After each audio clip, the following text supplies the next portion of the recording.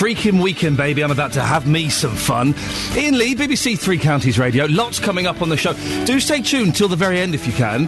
50 years of Marshall amps. We've got a guitarist coming in to play some rock, which is very, very exciting. But coming up before that, hundreds of complaints every day about bin collections in Aylesbury. How often should we have our bins collected? British Gas announced another increase in fuel prices. Can you afford to heat your home? And 1 in 10 of us say we've seen a UFO. Have you? I want your UFO stories. I love all this stuff. I've seen one. Oh, yeah, no, I've seen one. And I get mercilessly teased in the office for admitting it. You should have seen Dealey's face yesterday when I came out and said, yeah, I've seen one. What of it? You can get in touch many, many ways. You can email 3cr@bbc.co.uk. You can text 81333, starting your text 3CR, or, and this, let's be honest, this is the best way to do it on a Friday, you can give me a call, 08459 455 555. BBC Three Counties Radio. Now, if you live in Aylesbury, you will have noticed big changes to your rubbish collection over the last month. You should have new bins for recycling, and your collection date may have changed. Now, that kind of sounds fair enough, doesn't it, really? But some people aren't very happy. In fact, quite a few people aren't very happy. More than 600 complaints are being made every single day to the district council about the new system. Imagine being the poor person that has to answer those phone calls. Hello? Oh, your bins. Yeah, no, we've heard about it. Collections are apparently being missed, and people are facing long delays, calling the waste hotline. The waste hotline. From Monday, 3/4 of households in Bedford will have a new collection date. Well, we sent Jenna Benson out to investigate and speak to the residents of Aylesbury Vale. They had mixed views.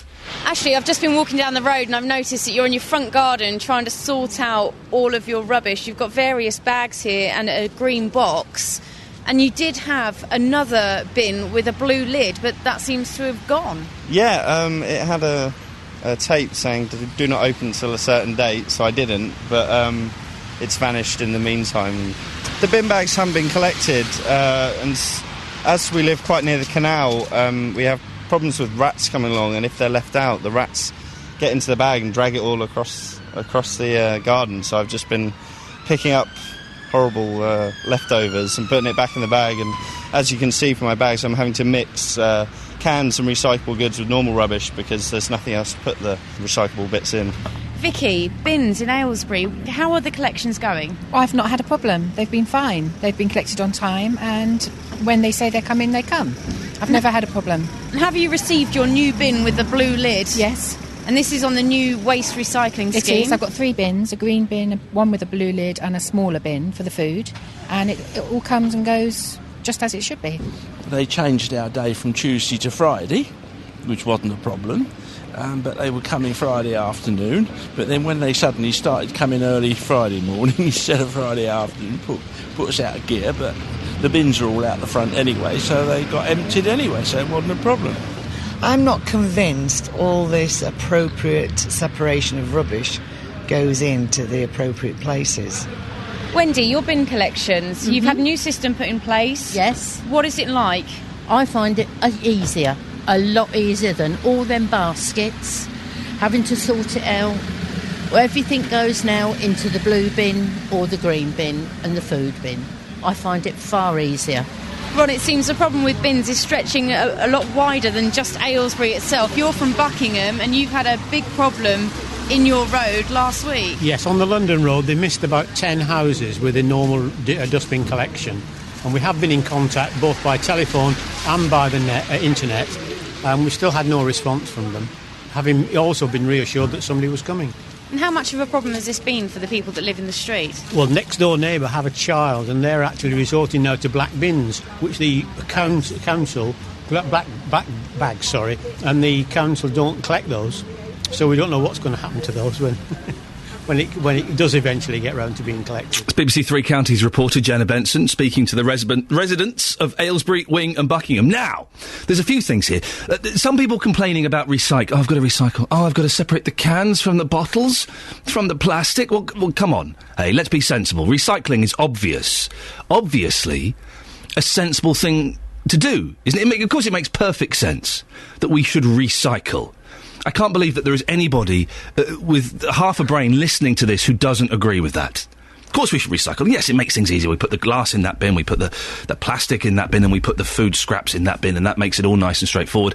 And that helps everybody. So that's obvious. The recycling aspect of it, I don't have a problem with, and I'd be surprised if you do. If you do have a problem with it, 08459 455 555. Maybe you're one of these Neanderthals who thinks, well, then we shouldn't be recycling. It's their job. I pay my council tax. I shouldn't have to do a little bit of work at home. 08459 455 555. But the thing I do have a problem with is the rubbish collections only being once a fortnight. Because, listen, I recycle, I put stuff in the different bins and what have you, but also I've got a little baby, we have nappies, and we have a lot of stuff that can't be recycled, and with the bin collections only coming once a fortnight, things get a little bit whiffy around the Lee household, if I'm completely honest. That bin is overflowing after 2 weeks, and they won't... Oh, mate, I can't pick up a black plastic bag, mate. Oh, no, I can't do that, I'll do my back in, innit? In the old days, you used to get the bin men would just sling the bin over their shoulders, wouldn't they? Oh, I can't pick up a black plastic bag, mate. So, 08459 455 555. Is there anybody out there listening that disagrees with the recycling? I'd be so surprised and indeed disappointed if there is. But how often should you have your bins collected? 08459 455 555. There is an amazing picture, and I saw this a few years ago. I remember this coming out. An amazing picture in the Daily Mail of Jimmy Savile. Have you seen this? Jimmy Savile and Frank Bruno and the Yorkshire Ripper. Jimmy Savile introducing Frank Bruno to Peter Sutcliffe. An amazing picture. If you missed Jonathan Vernon-Smith's show yesterday, man, he had a call on there. He had a world exclusive on there. We'll play a clip of it a bit later on. Just keep listening. We will play a clip of it a little bit later on. A world exclusive on the Jonathan Vernon-Smith show relating to the Jimmy Savile inquiry. It was an incredible phone call, and it has made national news, and we'll play you a little snippet of that a bit later on. This is Iain Lee, BBC Three Counties Radio. 08459 455 555 is the telephone number. Particularly keen to hear from you if you live in Aylesbury, and I want to know how you've been affected by your bin changes. Yeah, I know. But this is the kind of stuff that gets me proper angry. 08459 455 555. You're in Aylesbury, or if you're in any of the areas where they've had their bins changed, how has it affected you? How often should we have our bins collected? It gets me really angry, this kind of stuff. BBC Three Counties Radio. I'm finding this whole Lance Armstrong thing fascinating. I'm not really interested in cycling. My father-in-law is a huge cycling fan, and he's so disappointed by it. But the thing I find interesting about Lance Armstrong is he's all of these claims that he had blood transfusions and he took drugs, and he's going, no, it's not true. None of it's true. Yet he's not suing. I think you can sue in America, can't you? You can sue for, like, libel and slander and defamation, and yet he's chosen not to do that. That's suspicious, isn't it? We're talking this morning about rubbish and recycling, and there's two issues. How often should we have our bins collected? I think once a week is fair enough. But are there people out there listening to this that think we shouldn't recycle, that we shouldn't have separate bins, and we shouldn't put the glass in one and the plastic in another? Because if you think that, there really is something wrong with you, isn't there? 08459 455 555. Good morning, Iain Lee, BBC Three Counties Radio. 08459 455 555 is the telephone number. Look, there's no one listening to this who thinks we shouldn't recycle, is there? I'd be so disappointed if there is. Of course we should. It makes perfect sense that things that can be recycled, we can spend a few minutes each week putting glass things in one bin and plastic wrappers in another. If you don't, shame on you, because you're ruining the world for my children. Don't forget, you can get in touch any time during the show. You can text 81333, starting your text 3CR. You can email 3cr at bbc.co.uk, or you can give us a call. 08459 455 555. Now, you may do a little bit of volunteering in your spare time, or have received help from a volunteer. I've done it. I did it for a couple of years, and I had to stop when I got this job because it meant I couldn't go out Monday evenings. The number of people applying to volunteer centres in Hertfordshire has increased by over 60% in the last 3 years. In a survey conducted for the 9 centres in the county, most people said that having a new challenge was the main reason for giving their time. Well, Susan Martin is a volunteer in Hertfordshire and joins us on the line. Good morning, Susan. Good morning. Susan, what do you do as a volunteer? Well, at the moment, I help sell books and second-hand furniture. Well, second-hand books and furniture, yeah. OK, so you're a bit of an Arthur Daly type character. Yeah. Where do you do this? It's called Decorum Horizons. Yeah. In the town centre. Why do you do it, Susan? Surely you've got enough things to do in your life without going out and doing some work for free, haven't you? Well, yeah, but that doesn't take all day. It was to do with a scheme I was on with Kennedy Scott, and I've just sort of like stayed there. So what do you get out of it personally? Well, we help people as well. We have people come in and need help filling in forms and that, so that as well. I enjoy doing that. Well, no, just there. And does it give you... Because, listen, I used to volunteer once a week. I used to go to Great Ormond Street 2 hours a week and just go around and play with the kids or do a bit of hospital radio or stuff like that. And it gave me... People say, oh, that's so good of you giving up your time. It wasn't completely selfless because it gave me a real sense of satisfaction. Do you get the same kind of feeling? Yeah, I think so. But it also keeps me out of trouble. I mean, it gives me something to do as well. What kind of trouble would you be getting into, Susan? You're not a hoodie that sits on the outside shops drinking hooch or something, are you? No, okay. I do enjoy doing it. Yeah. And it sort of like keeps me, because I've not worked for so long, because bringing up the kids, I've not actually worked for such a long time, and it might help on my CV that I'm doing that.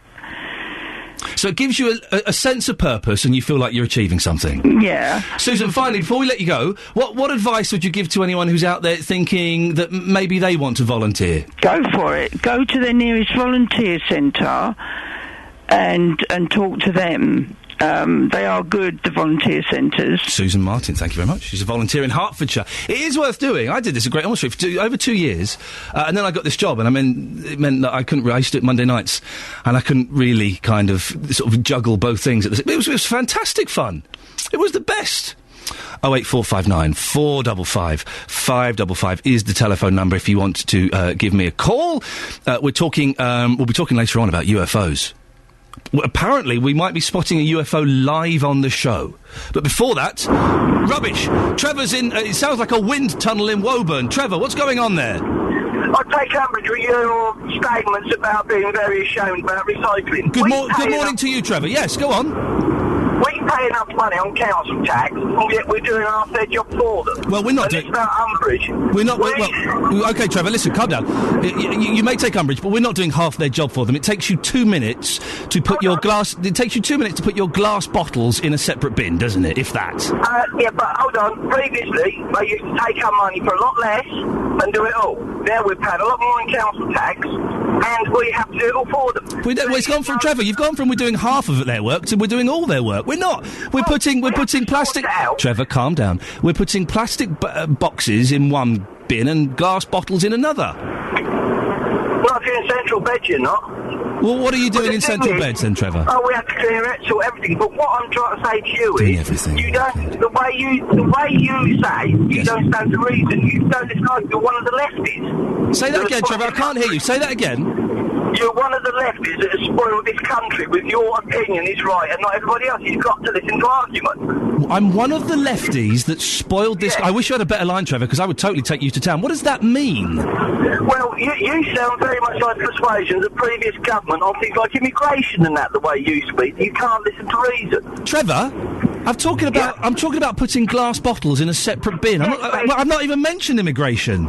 No, it's when you said how you think it's wrong if people disagree. What has that got to do with immigration? It's purely a voluntary thing. Well, it should be law, and if you don't recycle and separate your stuff, you should go to prison. No, you shouldn't. You pay council tax so that they take your rubbish away. Yeah, and we all... Trevor, I'm still confused why you've brought immigration into this conversation. Well, you're not listening to reason. Yeah, I recycle a bit. I don't recycle a lot through choice. Well, you should go to prison. Through the law. No, I shouldn't. Why? Because you're ruining the planet for my kids. Thanks for that. Cheers, Trev. Hold on. We didn't ruin it previously. No, but we can make amends for the damage that's been done. Thanks a lot for screwing up the world for my kids, Trevor. Appreciate it. That's all right. You're the worst presenter on radio. Thank you. Thank you very much, Trevor. There we go. If you want to hear that, that'll be clipped and played out as an audio boo later on. The worst presenter on radio. Just because, dear listener, I think that we have a responsibility to recycle. Trevor disagrees. For some reason, he brought immigration into it. I don't quite understand what's that got to do with recycling? Blooming immigrants coming over here, making us recycle. I've got no idea what that was about. Listen, I feel very strongly, because I've got children, that we should do everything we can to protect this world and have resources. I want my boys to have resources. And if that means I have to spend a couple of minutes a week putting glass in one bin and plastic in another, I'll do that. Having those views, does that really make me the worst presenter on the radio? I'll wear that badge with pride. Thank you, Trev. Across beds, hearts and bucks, this is Iain Lee on BBC Three Counties Radio. Thank you very much, Catherine. Good morning. This is Iain Lee, BBC Three Counties Radio. Coming up in the next hour or so, Marshall Amps, 50 years. 50 years of rocking. And have you seen a UFO? Apparently, 1 in 10 of us have. I've seen a UFO. I know I have. 08459 455 555. Today is the 10th anniversary of the Bali bombings. 202 people were killed when Islamist terrorists attacked a bar and nightclub on the popular tourist island. The victims were mostly foreign tourists, 26 of them British. They included 37-year-old Jonathan Elwood from Albury in Hertfordshire. 88 were Australian, and today the Australian government plans to hold its memorial services in Bali and Canberra. We can talk to Phil Mercer now, who's in Sydney. Morning, Phil. Oh, Phil, are you there? Yes, good morning. You're there. Now, how has Australia marked the anniversary? Well, there have been ceremonies from coast to coast, in Perth, in the west, to the east here in Sydney, also in the national capital, Canberra, Adelaide, Melbourne, the Gold Coast, but to name a few others. And this is really a time for Australia to remember the terrible events of 10 years ago. And, of course, this was a tragedy that not only consumed Australian lives, but also the lives of people from more than 20 countries, including quite a lot of people from the United Kingdom and Indonesia as well. How did the country deal with such a huge loss of life 10 years ago? Well, the bombings thrust Australia to the front line of international terrorism for the very first time. It was the country's worst loss of life since the Second World War, and what followed was Australia's biggest ever murder investigation. Australia responded by bringing in very tough anti-terrorism legislation. Its intelligence agencies were beefed up to help Indonesian authorities pursue the bombers, and in many ways Australia became a fortress as it reeled from this atrocity, and successive Australian governments have used the Bali bombings as one of their justifications for their military involvement in Iraq and Afghanistan. Now, quite a few Britons died. How have they been remembered in Bali? Well, every single one of the 202 victims has been remembered by name at a multi-faith ceremony in Bali. Each of those 202 victims, their names read out and remembered. And of course, the ripples of pain and grief are not really confined to Australia and Indonesia and Great Britain. Many other countries as well, Canada, the United States, Poland and South Korea, but to name a few, also had citizens caught up in this. So this is very much an international day of remembrance. What's Bali like today? Trying to get back on its feet. It is a bustling place. We were there last year, and certainly it's a very, very popular place with European tourists and especially Australians. It's relatively close, pretty cheap for Australians to get there, and in many ways it is bouncing back from the trauma of the last 10 years. There are some Australians who go back to Bali really as an act of defiance. They want to prove that they won't be cowed or intimidated. Other people believe that the atrocity that happened 10 years ago will never be repeated, and that's largely because, or those feelings are largely because of the huge security effort that continues across Indonesia to stamp out homegrown extremism. Phil Mercer in Sydney, thank you very much. And in around an hour's time, we'll be hearing Justin Dealey's interview with Russell Ward from Hertfordshire, who helped with the rescue efforts 10 years ago. It's a bit strange, really, because in the fire service, I've sadly witnessed quite a few fatalities now, and you do have a visual memory of that for a period of time. But I've never had that with Bali, and I don't know if that's the brain's way of defending itself, because I know what I saw, but I can't see the images, and it was horrific. But my memories are replaced by the best of the human spirit, and it's the individuals that came, and they come like angels, and the real heroes that were out there, and you know, it's a humbling experience, and and also it feels right in some way to honour the compassion, the best of the human spirit, and to try to want to be a better man. That's my way of dealing with it, really. And you know, and even this 10-year anniversary, it's like a life review, and it's allowed me to reflect on my own life and just realise how lucky and blessed I am to be here, and how much it would mean to the families if they could have their loved ones back. And life's a very precious thing. Russell Ward there. You can hear the full interview with him and Justin in about an hour's time. 08459 455 555. It appears some of you have taken umbrage at me saying we should do our recycling.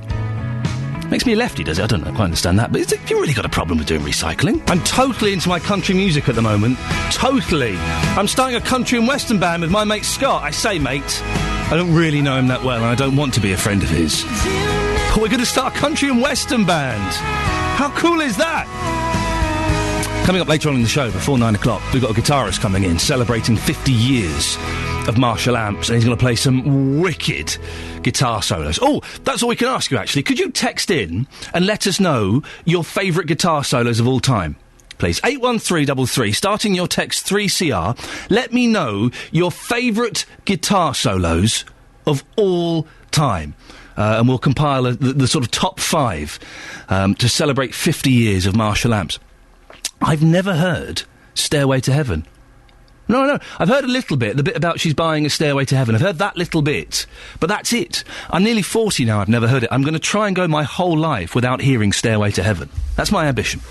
08459 455 555. We're talking about rubbish, because for some of you, your collections have changed, your houses are being missed out, the new bins, and it's all a bit confusing.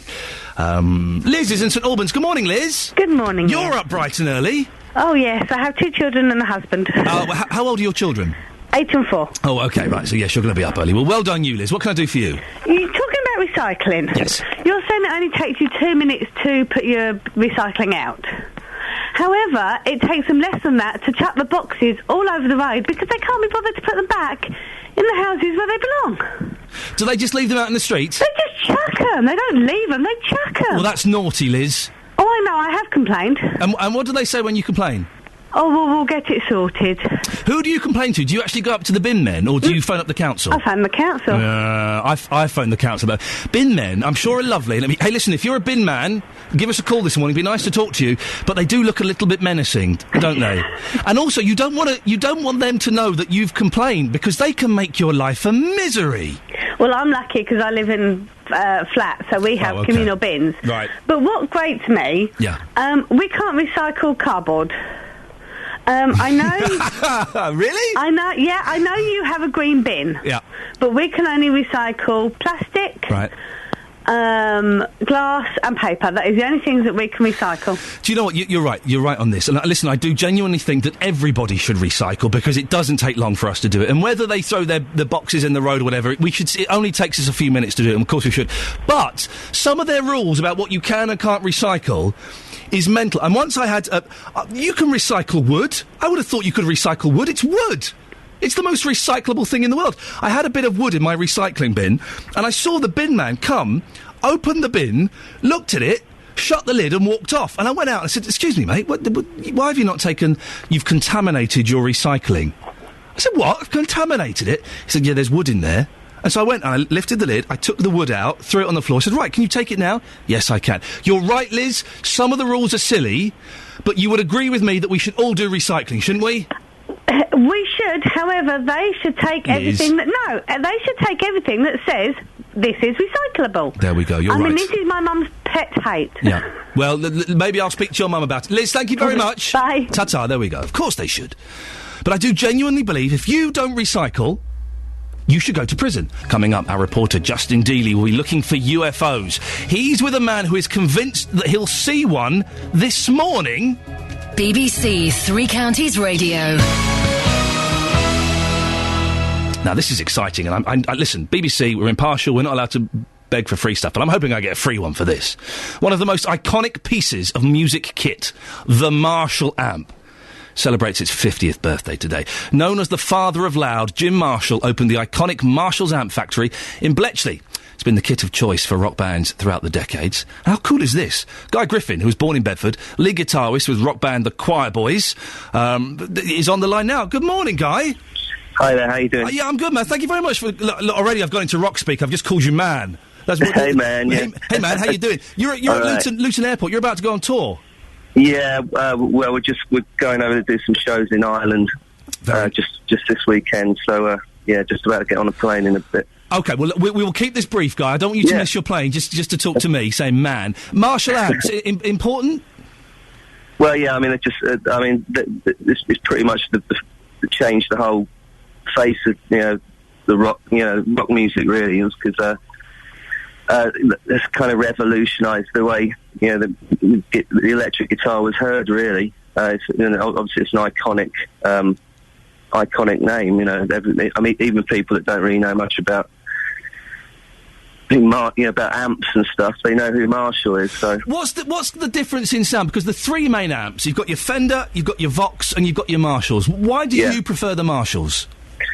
Well, for the type of music we do, they're not a complicated amp. It's just you get the sound that you want pretty quick. A lot of other amps, that you got to have a instruction manual to know how to use them sometimes. And the Marshall, it's that great sound, from Led Zeppelin to AC/DC, Jimi Hendrix. That's the sound. It is that kind of dirty rock sound, isn't it? Really? Yeah, that's it. And it did become iconic in the 70s, I would guess, with bands like The Who and Led Zeppelin. And you couldn't go to a concert from about 1972 onwards and not see a stack of Marshall amps, amp on top of amp.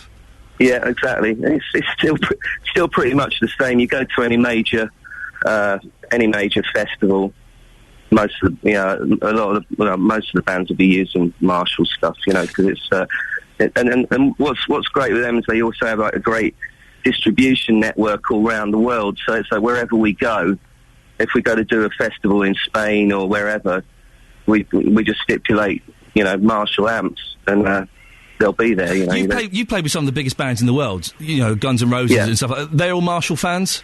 Yeah, exactly. Yeah, I mean, like when we just played with Guns N' Roses about 2 months ago in Europe, and Marshall, kindly managed to get us, a whole back line of amps and also drums as well. They do a lot. They're doing drums now as well. So that was great. We got there and there was a big stack of Marshalls there. I love the way, Guy, you just say, "Oh yeah, we played with Guns N' Roses a couple of months ago," as though you just popped down to the post office. You're living the dream, man. It feels like a nightmare at the moment, Luton Airport. Luton Airport, 650. It's not the most glamorous location. No. Listen, we'll let you go in a second, but you guys were huge, and you're still a big band, but you were huge in the 90s with top 20 hits here and in the States. When it went really big, what did that feel like? You're just a normal bloke from Bedford suddenly becoming a rock star around the world. How did that feel? It was pretty surreal, really, but I guess when you're 20 years old, you kind of...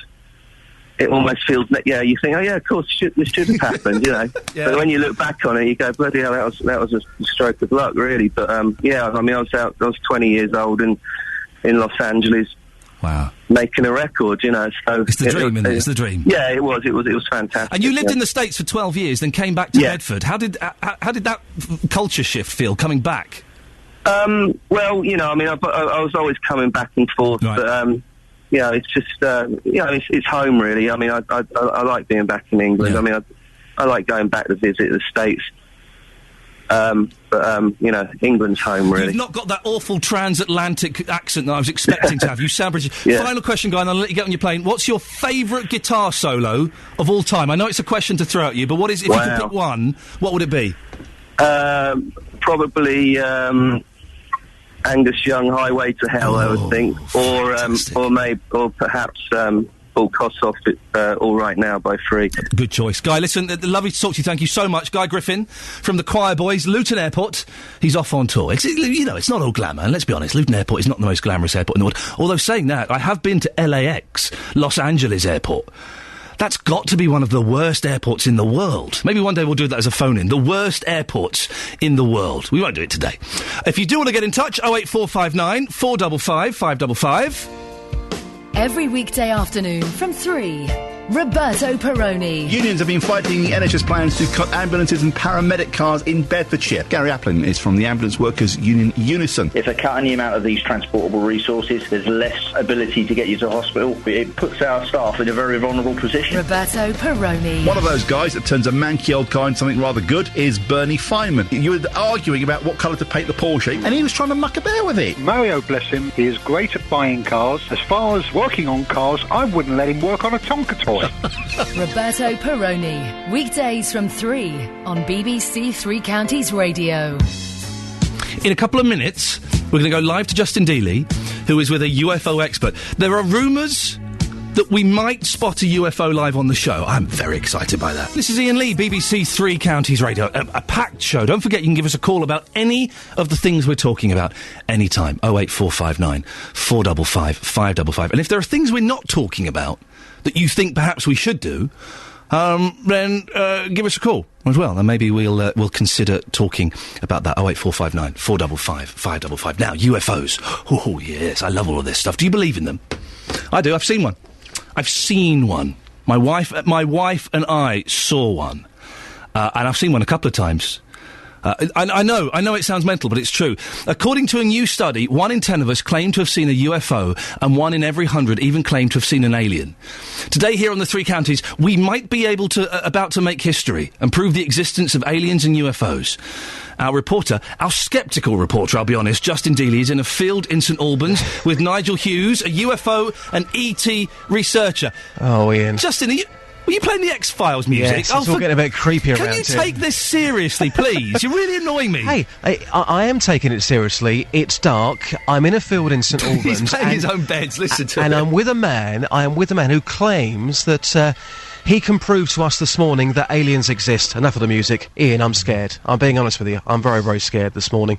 But, Nigel, welcome to the programme. Later on, you're going to be proving to us that aliens do exist, even here in St Albans. Can you tell us briefly how?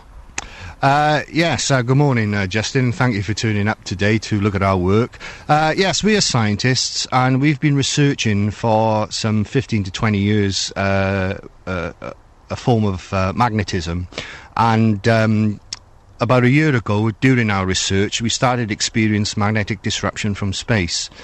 And it's all about detecting this magnetism, which is the focus of our work, and we were very puzzled by this disruption coming in from outer space, which happens from solar storms, but it became very clear to us that the cause of this disruptions were extraterrestrial craft. Wow. OK. Our listeners may be thinking, are you normal? I shall let you answer that question. Are you normal? Yes, we're totally rational. We're scientists. We're logical. We collect data and evidence and act upon that, really. So what you'll see later, the proof I will provide you with evidence by our detection systems, and then you judge for yourself. Wow. Ian, you've heard it here. Evidence? So He's got evidence? Yes. When you come back to me later on, I shall explain the evidence, right. And apparently there, well, as you heard from Nigel, when you come back to us at 10 to 8 this morning, this could be a radio first, because we may well have little green men, little aliens on the show. Justin, please, could you take your tongue out of your cheek, please, Dealey? Because, let me ask you a basic question, Justin. Do you believe that there are other life forms somewhere in the universe? Yes, I do. OK, so why couldn't there be UFOs flying around this planet? Well, I personally, I do believe in aliens, I do believe in UFOs, but I think, when it comes to proof of that... You laughed when I mentioned it in the meeting yesterday! Yeah, because I would certainly believe other people. I'm not quite sure about believing you when it comes to an alien story. It's just you! Oh, in that case, that's fine. Justin, we will speak to you later on. Thank you very much. Ruth is in Bushy. Ruth, have you seen UFOs? I've seen a confirmed UFO, yes. Go on, tell me about it. It was a long time ago, but we saw a light in the sky that stayed there for a long time, which kept changing colour, kept going from red, yellow, green and blue, with balls of light coming off the side of it. We watched it for about a couple of hours, first of all, and phoned lots of people, phoned the local air base, phoned them to see if they had something up there. It kept coming forward and going back. And in the end, the police came round, and after it was about 4 hours, and they were in my garden taking photos. What did the police say, Ruth? Well, they didn't say a lot, but they were taking lots of photos with telescopic cameras. And after about 4 hours, it moved off, and they all jumped in their cars and followed. And did you ever hear from those police again? Yes, we heard from them lots. You know, and we did have. I haven't got it, but I did see a letter from the Ministry of Defence saying it was a confirmed UFO sighting. There we go, you see. Ruth in Bushy. Sorry to keep it short, I could talk for ages, but it's confirmed. I genuinely believe, and if you don't, shame on you.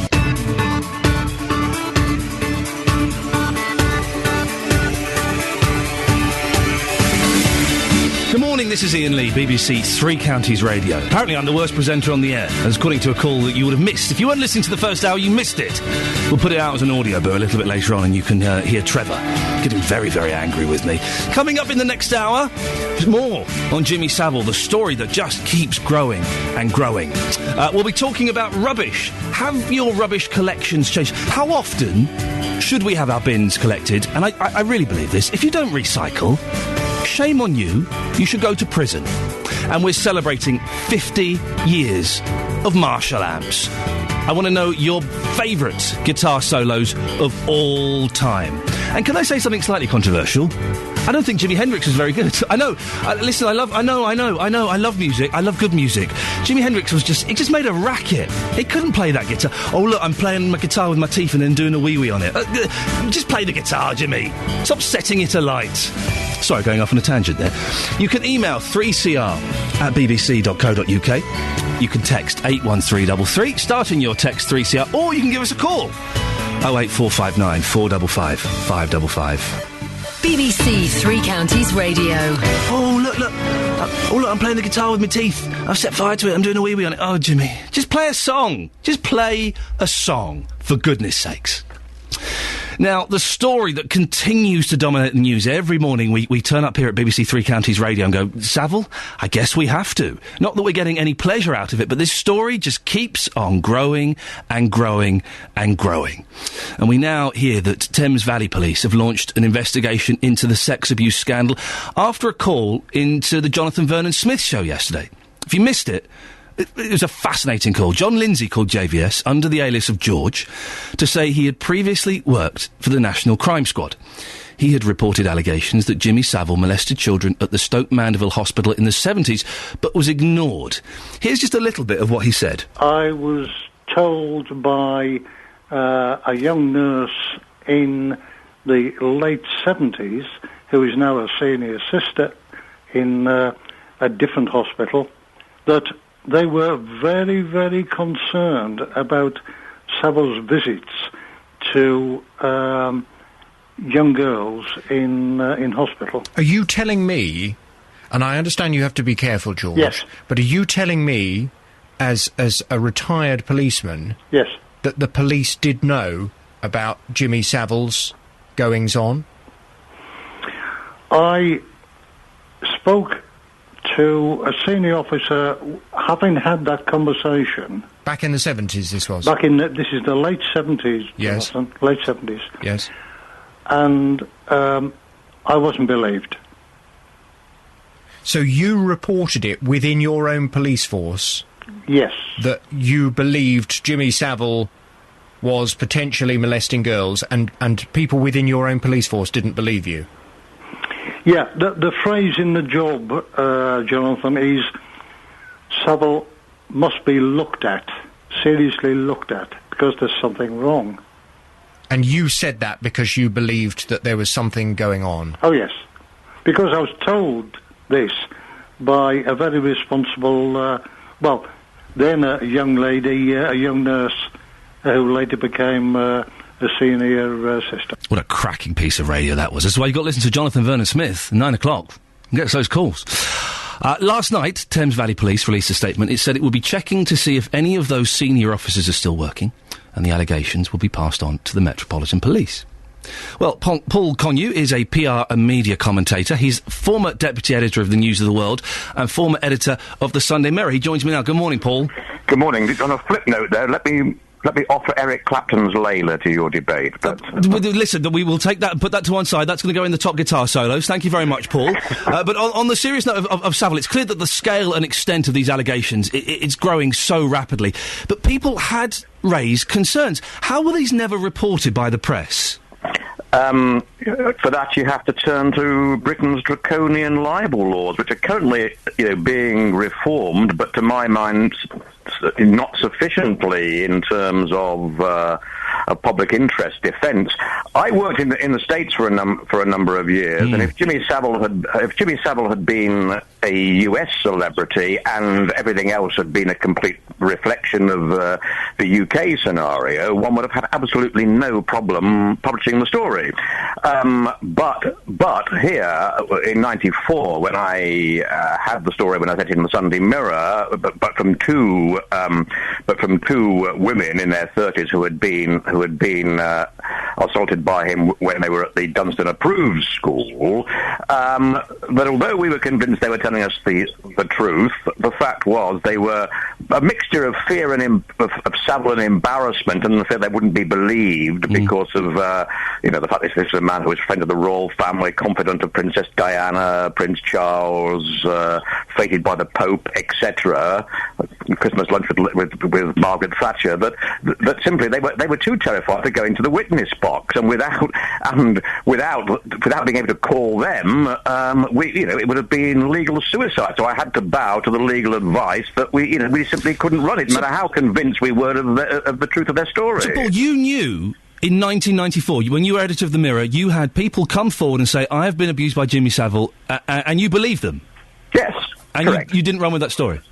No, for the reason I've just explained. In fact, if you couldn't produce them in the witness box, you couldn't even reach first base. You would have been looking at a huge libel payout, and you would have been looking at reputational damage to the paper. And of course, Jimmy Savile would without doubt have cited his great charity work, as it were, to actually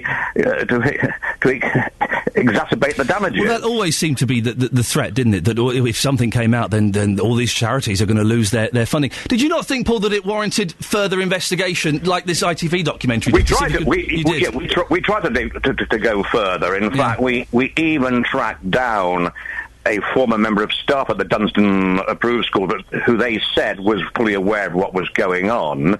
The door was slammed in the face on more than one occasion on the reporter that I had working on that part of it, and curiously enough, a couple of months later, Jimmy Savile, who I knew slightly and had met professionally, through a mutual contact, I had a call about something else entirely, but during the course of this conversation, this person dropped out. The fact Jimmy Savile was very grateful that you ignored that ridiculous story you were looking at and how much damage it would have done to his charity work. Wow. Now, as the two women certainly had no connection by this stage, they were in their 30s, the children, in fact, with Jimmy Savile, the fact of, although I can't swear to it, I'm 99% certain the only way that he would have known was because this former member of the Dunstan staff had in some way alerted him. You said, quickly go off on a tangent. The libel laws, though, and I'm not in any way defending Jimmy Savile, but they are quite good in that they do offer some protection. Supposing someone came forward and said, "Oh, that Iain Lee, he did this, this and this to me," it's good that you can't just print that, isn't it? Without more evidence. Of course it is. It's a sort of... But we are known as the libel capital of the world, in fact, and for good reason. In fact, it is much, easier to sue here. In fact, so in America, if you're a public figure, you have to be open to far greater scrutiny, and there is, in fact, and the American legal system does actually afford the media, more rights, when a public figure's involved, and more libel protection than it does over here, without a shadow of doubt. I hope Lord Justice Leveson, incidentally, is actually following the Savile case, because this is the flip side of the Leveson inquiry. And I'm rather glad that, by pure coincidence, my local MP in St Albans is Anne Main, who is actually written to Lord Justice Leveson asking him to actually his inquiry is still technically alive, and he's writing his first report, and asking him to take the Savile case on board. And I think, and as the Daily Mail also, demanded yesterday, and I think, I'm not sure it's going to happen, but I think it would be, a perfect scenario for Lord Leveson, an already publicly funded inquiry into the media to look at this one, both in terms of the BBC and in terms of the legal pressures that prevented earlier exposure by the printed press. When these women came to you in '94, did you give your evidence to the police? I did informally pass it on to a police source. In fact, yes. But funnily enough, what did they say?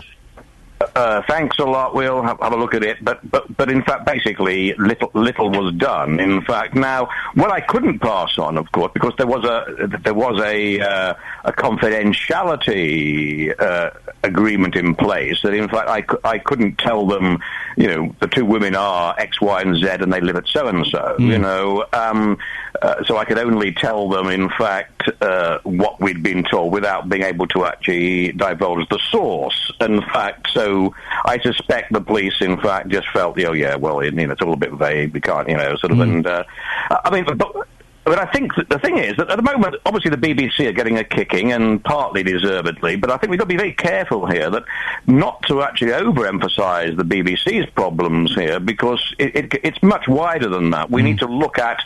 We now know that a number of police forces had complaints during Savile's lifetime, quite apart from the ones that have had it since his death, and since the programme. We have major hospital, boards. We have care homes. So I think this one is growing like Topsy, and I think a lot of people have got to be asked about what they knew, didn't know, or what rumours they heard, and perhaps weren't proactive about looking into. Paul Colnew, thank you very much. He's a PR commentator, former editor of the Sunday Mirror. 08459 455 555. It's just fascinating, isn't it? Thank you for that, Paul. Right, let's get the travel news now. Let's go to Sophie Tyler. Beds, hearts and bucks travel. BBC Three Counties Radio. Seb.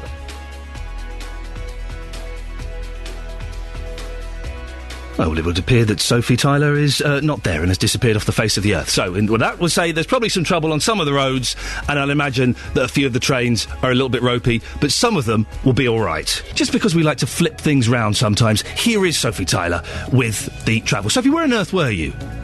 I was here, but there seems to be some kind of little fault. But on the whole, you weren't a million miles off. OK, well, then you fill in the gaps that I did there. Go on. You see, I pretty much had it sewn up. Thank you very much, Sophie. BBC Three Counties Radio.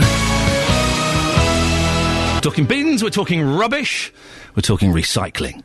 Karen on Twitter says both public and council should recycle. It's a civic responsibility to reduce waste, reuse as far as possible, and recycle. Nick in Hitchin doesn't agree. Recycling? He's used lots of capitals here, which means he's shouting. I don't recycle. The way I see it is, I pay my council tax, they bring their truck and empty the bin in it, then they take it away. If they want to sort it out later, then they can do it.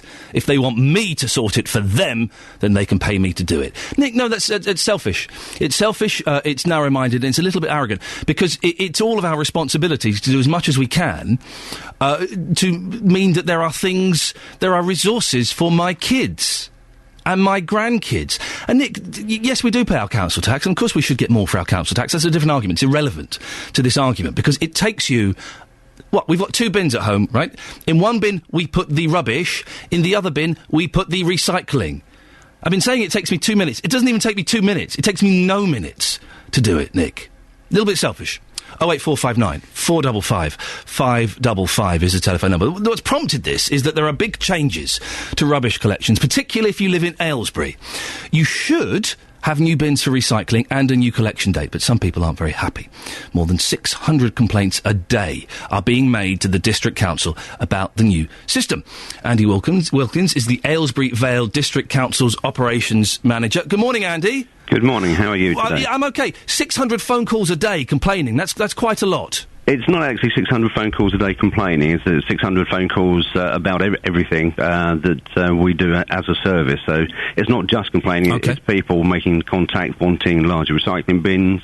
What percentage of those are complaints? The number of misses that we're actually missing out of 20,000 properties a day run somewhere between sort of 75 and 100 a day at this moment in time. 100 complaints a day? It's 100 misses a day. So that means basically that we're sort of duty bound to go back and collect those. Why are they being missed? It's a number of different reasons at this moment in time. One is that because we have had such a fundamental change in the way that we're operating, that some of the crews don't necessarily know some of the sort of nooks and crannies of the district. This is one of the largest rural districts in the country, so it's not just Aylesbury. It's still pretty poor, though, isn't it, Andy, missing people's bin collections? It's always important, and of course, if you are the person that has been missed, then that is the most important thing, and that's why we're just trying to make sure that we get on top of that. Who's answering these 600 calls a day? And you don't seem to know what percentage of that is complaints, but there's obviously people that are confused. In terms of confusion, I don't know that there's that many people confused by the system, because I think, as you were just saying, in reality, what you've got is two bins and a food caddy in Aylesbury. What other people? I'm confused as to what the people are phoning up. You can't have 600 people a day phoning up for bigger bins. They're phoning up for bigger bins, having their waste bins taken away. They're having the misses. It's all sorts of. We've also introduced a garden waste scheme as well that has proved such a success that we've actually exceeded the targets that were originally set. So people aren't phoning about that to say well done, are they? No, they're phoning up to say, can we order a brown bin? So can we join the garden waste scheme? So it's all sort of business as usual as well as everything else. See, Andy, I'm sorry to focus on the 600 calls a day. It does seem a lot, and it does. I still don't quite understand how that is broken down. How many people are you saying want brown bins, that are phoning up a day asking for brown bins? Up until recently, then we could have anything in between sort of 60 up to sort of 120 calls a day just on brown bins. Okay, so you got let's say it's 100 calls. So you got 500 other calls. What are the other 500? So you then got somewhere between 75 and 100 misses in terms of. So that's 100 calls for misses. Okay, we've got 300. So that's 100 complaints. We've got 300 calls left. Where are they? So they're going to be all sorts of different bits and pieces in terms of, as you quite rightly say, some people, although we have put a lot of literature out there, don't necessarily understand the scheme completely. It could be. I'm just trying to think of the other calls that I've let's be generous. You're having, let's say, about 100 calls from people who are confused, and about 200 calls a day complaining. Yeah, well, that's not good, is it?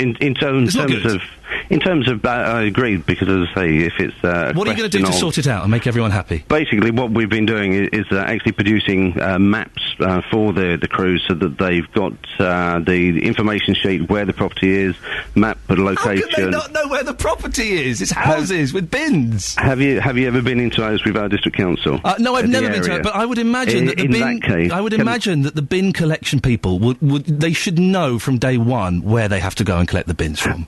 What I would say is, for instance, some of the farms that have been missed, then if you look at some of the tracks, when you drive around the countryside, you're not 100% certain where that particular farm or whether that particular track leads to a farm. Not all farms have names. And who's responsible for that? Someone must be responsible for not telling the bin men where to go and collect the bins from.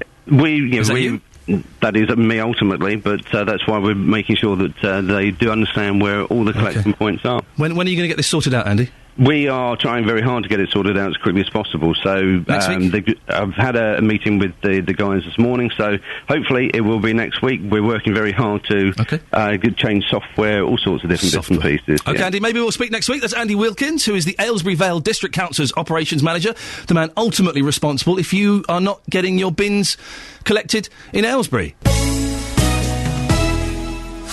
08459 455 555. We've got some texts on Marshall Amps, which we'll do maybe just after 7:30. So if you've texted in about Marshall Amps, we'll do them after 7:30 because I want to talk about this. The costs of the Love Luton Pop Festival. Remember that? Do you remember that? Yes. Well, it happened earlier this summer. They were discussed at a meeting last night. Politicians scrutinised the decisions and the costs of the two-day council-run festival, which saw Ollie Moores and The Wanted perform in the centre of Luton. Our political reporter, Paul Scoynes, was at the meeting last night and joins me in the studio now. This has been a very long-running saga and must be the most talked-about Ollie Moores concert of all time. What happened? Just give us the background. Well, Ian, the council in Luton put on some big concerts this summer. Ollie Moores, The Wanted, they were the headliners. There was also a sort of a free low-cog torch relay concert as well, and that's really why they put the concert on, to offset the cost of that. However, it lost quite a lot of money, at least £400,000, according to the council. And their figure is about £394,000. But last night they called, or the opposition councillors were saying it could be even as high as £600,000, depending on the way that you interpret all the figures and so on. And they were really facing criticism for putting on such a concert in difficult, lean times. So what happened last night? Why was there another meeting? Well, councils have a sort of backbench committee, if you like, which scrutinises all of the other committees, and this one was one that looks at all the sort of spending that the council has, and it goes through all of the lists and says, "Oh, could you save some money there?" All that sort of thing. They have a bit more of a closer look at it, and they were looking at the attendance on the sheet. It said 67,000 visits.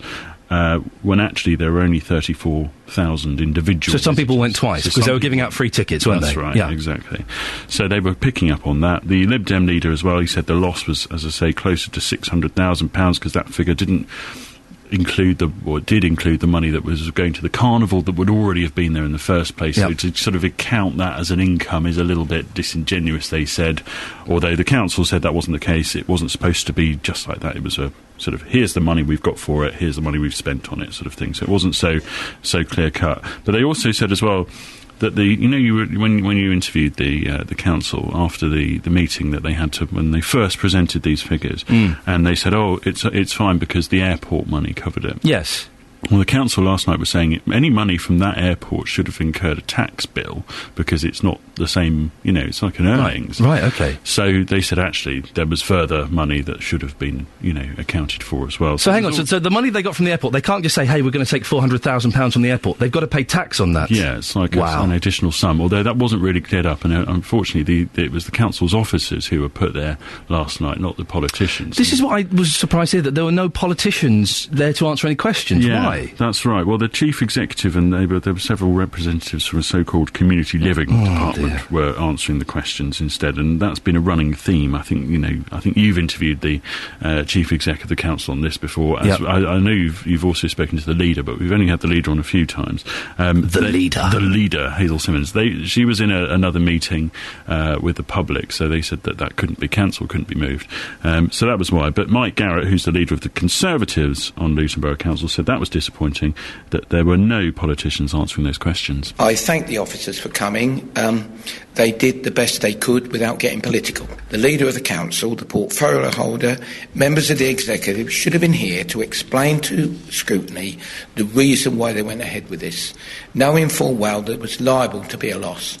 Well, is this the end of it? Because it's been going on for ages. It feels to me that people are kind of ducking and diving and still not answering the questions. What happens now? Well, I think that's it. Right. Realistically, the chair of the committee said she wanted to draw a line under it, and that would be the last time they'd be discussing it. They could ask. I think some of the opposition councillors will ask more questions at the full council meeting in the future. But in terms of having it as an agenda, that's it now. It's done and dusted. And are you sad to see it done and dusted, Paul? In some ways, it's been a part of my life for a long time, and I will miss it. It's been the constant theme while I've been here at BBC Three Counties Radio. I'm beginning to not love Luton as a result of this. Paul, thank you very much for coming in. Very brave choice of jumper you're wearing as well this morning. You're welcome.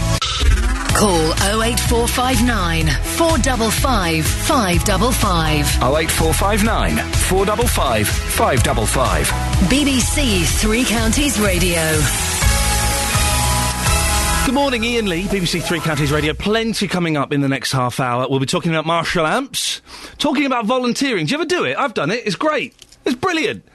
And also, Justin Dealey, our reporter, is out in St Albans looking for UFOs. And I really think he's supposed to be impartial, but his tongue is so firmly stuck into his cheek that I think there may be an inquiry by Ofcom and the Daily Mail. If you want to give us a call, 08459 455 555. A couple of texts about Marshall amps. I did say, we're asking for your favourite guitar solos of all time to celebrate 50 years of Marshall amps.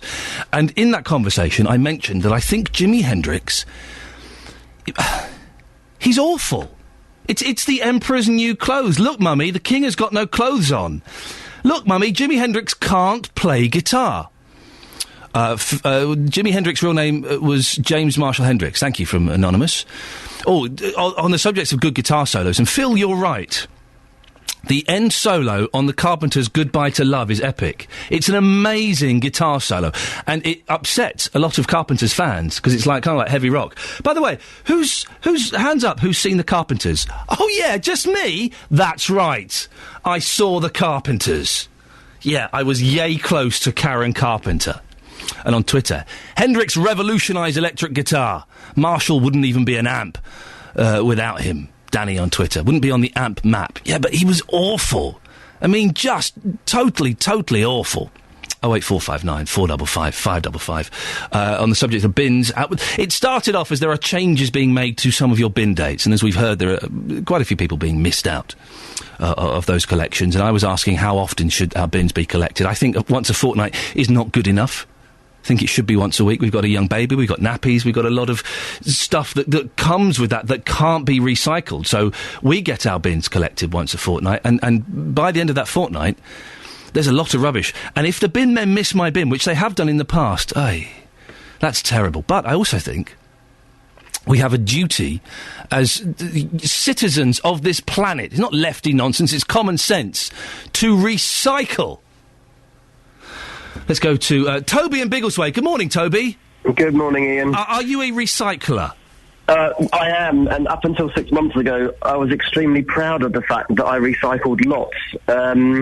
But then I took a school trip to a recycling centre in Elstow and realised that my recycling is only the third in the line of actions we should be taking, and that reducing and reusing should be the first two. So I was told off for how much I did recycle. Well, shame on you, Toby. So what was the message then, that we should be using less? Well, first of all, they said that we should reduce the amount of packaging that we have. So, for example, I go to the supermarket now, and rather than buying my potatoes in the nice pre-packed packaging with the plastic and the cellophane over the top, I just buy them loose and put them into my my trolley or my basket loose. Fair enough. And essentially just try. I mean, there's lots of shops these days that you can buy scoops of rice rather than buy them in the pre-packed cardboard boxes. There's a lot of pointless packaging. That was the first thing. And then they said to reuse. So any of my Chinese takeaway pots I might reuse as Tupperware containers. But my mum has been doing that for years. I remember in the 70s when you had like mince pies or something, she'd keep the little silver dish and she'd use that to make Yorkshire puddings or to make her own. You know, so she constantly had a cupboard full of those little silver trays and things. So that's common sense, isn't it? Yes, yoghurt pots as well for growing herbs. What kind of herbs are you growing, Toby? Not the sort that were bought at a boot sale recently. I know, what a story that was. Wowzers. But I remember a fashion about 10 years ago of fruit coming. I remember buying a banana from a petrol station, and it was in a plastic banana-shaped container. And they were selling fruit in plastic containers. I'm thinking, hang on a second, nature has provided fruit with its own containers. It's the rind and the peel and stuff. So of course it's common sense, isn't it? There should be less packaging, and I think a lot of the big supermarkets are guilty. But Toby, you know, by saying this, you're a big lefty and you're responsible for immigration, according to one of my callers earlier on. I see. Yeah, I know. I had someone who dared accuse me of being a lefty, being responsible for immigration, a caller called Trevor at 6:30, because I said that I think we should all recycle. It's our responsibility. Yeah, but also recycling, it costs energy as well, so it does damage the environment, the actual process of recycling, but also it is keeping people in jobs, recycling. Do you know what, Toby? I miss the days, and I will move on a bit, but just let me reminisce for a bit. I remember miss the days of when you used to be able to go down to the rubbish dump and have a little route around and see what you could. Do you remember that? And see what you could find. I remember my dad one day in the 80s came home with, and I've still got it somewhere, a gorgeous accordion, a working accordion in a case, and he said, I said, where'd you get that from? I found it on a tip. And he just brought it home. Wonderful. I used to go and get records, and I remember getting a record player from the tip once. You can't do that these days, Toby. No, was it a Carpenter's record you got from the tip? Was it? No, actually, it was a Barry Manilow record, and it helped me get through my first serious breakup, if I'm honest. One fact that I think that your listeners might be interested in, and particularly the caller or the person that texted about the nappies, we were shocked to find out that nappies are recycled to make cycling helmets. On that bombshell, Toby, I'll say good day. Imagine that. Are they really? You can't rummage through the tip anymore to pick out rubbish. It's political correctness gone mad. Oh, it's health and safety gone mad.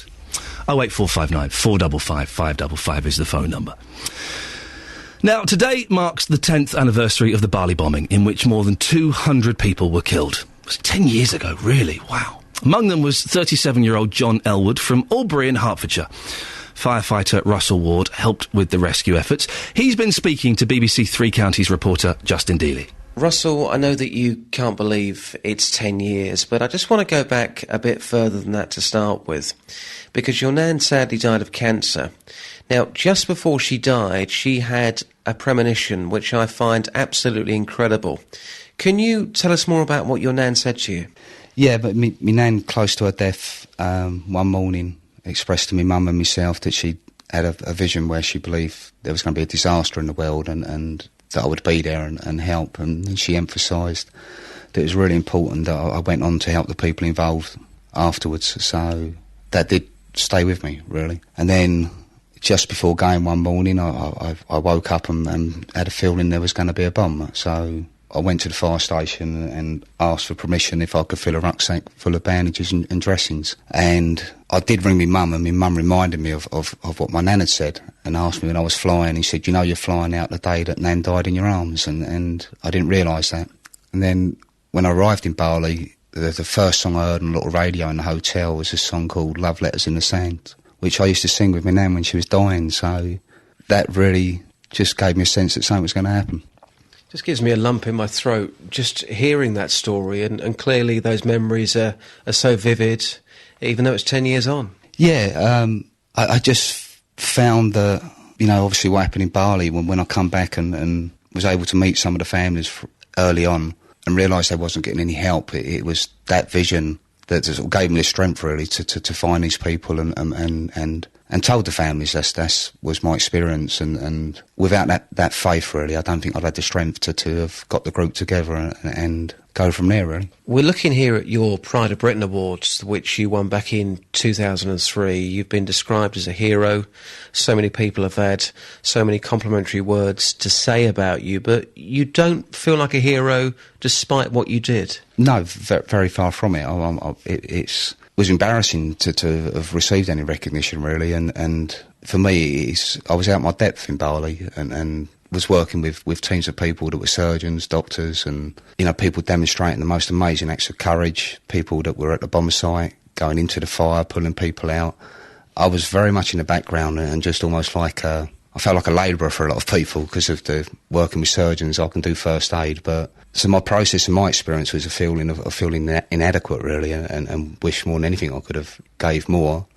And even in the process that's followed afterwards, it's the inspiration of the families and you know, these people and the pain they're going through and what they've managed to achieve against all odds. It's humbling, and it's really these people that need to be recognised, and definitely not myself, no. You've kept in contact with many of the families, and you will be seeing them again on Friday. How much comfort has that given you? Because you've bonded, you've created a relationship with those families for life. Yeah, I absolutely love these families. To meet these families at a point which is an hour of darkness that no one could ever understand but themselves, really, and to allow me into their lives with an open heart and trust, and the experience being with these people has for me, give me a love and a respect for these people that I consider my own family, and they are the most amazing people, and I'm very fortunate in the sense, despite everybody's loss, I'm more like the only person that's sort of gained in this situation, because I've gained a family and met people I love dearly, and the memorial tomorrow is about remembering the living for me, and going there and being able to hug them and share some time with them is very, very special and humbling. Great report there from Justin Dealey, speaking to firefighter Russell Ward on the 10th anniversary of the Bali bombing. I'm 10 years ago. It's incredible. Just trying to think where I was 10 years, and it's just flown by.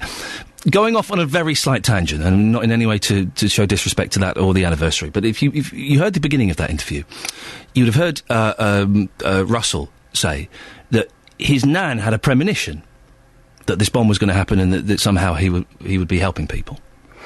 And it kind of takes us off. We were talking about this in the office. Have you ever had a premonition? And I tweeted this out, and Eloise tweeted back, vaguely familiar name. I had a premonition that the bus I was on would crash and I'd hit my head. Later on that day, it happened. Now, she's got no reason to make that up. I'm not sure I believe in premonitions. I sometimes think that something happens and you kind of imagine you had a premonition. Excuse me. My wife is constantly saying she's had premonitions, and she's telling me all these things. And I say, well, OK, well, next time you have a dream about an aeroplane crashing into a building or about a tidal wave, could you tell me it? And then we'll say, don't tell me after the event has happened that you had a dream a week before about that. So I'm asking you, and I'm not expecting... When you do shows that involve a lot of phoning in, very rarely do you ask a question where you expect no response. Excuse me, but I'm asking this question, and I genuinely expect no response from you. I will be surprised if I get any phone calls from this. Have you ever had a premonition that's come true? You or your family? 08459 455 555. I will be surprised if we get any phone calls. In fact, I bet we don't get anybody phoning in saying, well, yes, Ian, actually, I knew that Princess Diana was going to die. I saw that happen a month before. Hey, what do you know? Volunteering is becoming more popular. Maybe this is kind of the after effects of the Olympics, when everyone joined in a bit more. The number of people applying to volunteer centres in Hertfordshire has increased by over 60% in the last 3 years. In a survey conducted for the 9 centres in the county, most people said that having a new challenge was the main reason for giving their time. Well, Heather Allen runs the Decorum Volunteer Centre in Hemel, and she'll be announcing the figures at their AGM tonight. Good news for you, isn't it, Heather? It's fantastic, isn't it? Brilliant. Why do you think there's been such a big increase? Well, I think all sorts of reasons, really. I mean, for a lot of people, unfortunately, redundancy has been a big issue over the last 3 or 4 years. So we've seen people coming into volunteer centres to increase their skills through volunteering and do something worthwhile while they're sort of waiting for the next job to come along. And that's been sort of very constructive, I think. But for us in Hemel, I think one of the reasons also is that we've moved into, or in the last 4 or 5 years, we've moved into the centre of town, into the Roundhouse, which is the round building right in the middle of Hemel Hempstead, and that's been fantastic for us to raise our profile. I volunteered for 2 years at Great Ormond Street, and I stopped when I started doing this because I couldn't really do it anymore. And people would say, "Oh, that's so good of you. Oh, it's how marvellous." But if I'm completely honest, Heather, I got so much pleasure out of doing it. It's not completely selfless, is it? No, and I think sometimes people start off with a sort of altruistic idea that they're going to help people. But one of the comments we got in the survey we did was, you know, I went into it for that, but I was amazed how much I got out of it. And as you said in your introduction, enjoying a new challenge was the top thing that people said, and having fun as well, which, you know, is sometimes overlooked. A lot of volunteering isn't exactly fun, but people get a sense of achievement out of it and enjoyment. The very simple pleasure of helping someone is fantastic. Who are kind of doing it? Is it young people, older people? What's the main demographic? Well, I think from the volunteer centre's point of view, we see a lot of young people coming in. Maybe that's because they need some help to find the opportunity that really suits them. So around about 30% of people coming through our centre are under 25. Older people, I think, are seen as the sort of traditional volunteers, aren't they, if you know what I mean? But maybe through the course of their lives, they've they've seen in their community the sort of charities they'd like to help. And also, it doesn't look bad on a CV, does it? We've been doing it the last 2 years. I've been helping people. Yeah, It's fantastic. absolutely. Heather, stay there. We've also got Emily Watts, who is a volunteer coordinator for Reach Out Plus, based in Apsley, who organises narrowboat trips for disabled people. I would imagine, Emily, you use a lot of volunteers. Yeah, we do. Our projects are run by over 220 volunteers, so without them we really wouldn't be able to run. Wow. So really are what we are about. And how do you use these volunteers? What kind of stuff do they do? So it depends. Like I said, we have a lot of different ages, so 16 up. So we have one project which is basically run by sixth formers, and they come in and we sort of do all their checks and things, and then they go and befriend someone in their community with a learning disability. But we also have people, like you said, on the boats, so they crew the boats, and we have skippers, so it's kind of a range of opportunities. So when you say it like that, it doesn't sound bad, does it? You get to like skipper a boat. It's a lot of fun. I'll have that. I'll have a weekend of doing that. How do you recruit people, Emily? Where do you get them from? Well, a lot of our boat volunteers come through the volunteer centre, so we'll advertise an opportunity and they'll come through there. But we have actually recently done a lot of presentations at schools. A lot of teachers are keen to get their students involved and want to hear about the charities in the local community, which is great for us. I remember, Emily, being at school and someone kind of your ilk came along and said, hey, volunteer. And the people that did it, I kind of thought, oh, you swats, you idiots. And now that I'm in my late 30s and I've had a couple of years, 2.5 years of doing it, I wish I'd done it earlier because it's so much fun. We try and emphasise that at the Assembly because I think it does seem like a big process and all this kind of thing, but I think the Olympics has been great for that because so many people volunteered and it has become a lot more fashionable, which is great, and it is a lot of fun. Do you have enough volunteers, Emily, or have you got gaps? We're always looking for new volunteers. Yeah. But I mean, we have had a very good year from people coming through, but we've got a brand new boat, so we're looking for boat crew. Yeah, you want someone, I'd imagine, who's got a bit of experience? Yeah, you don't want to we're crash on happy. your boat. We provide all sorts of training. Okay, well listen... So we are happy. Heather, if anyone wants to get involved with volunteering, what should they do? Well, I think go on to the Volunteering Hearts website or their local volunteer centre website. There's a little box there that people can apply online. I think it's now about 60% of volunteers actually apply online, which is an increasing trend.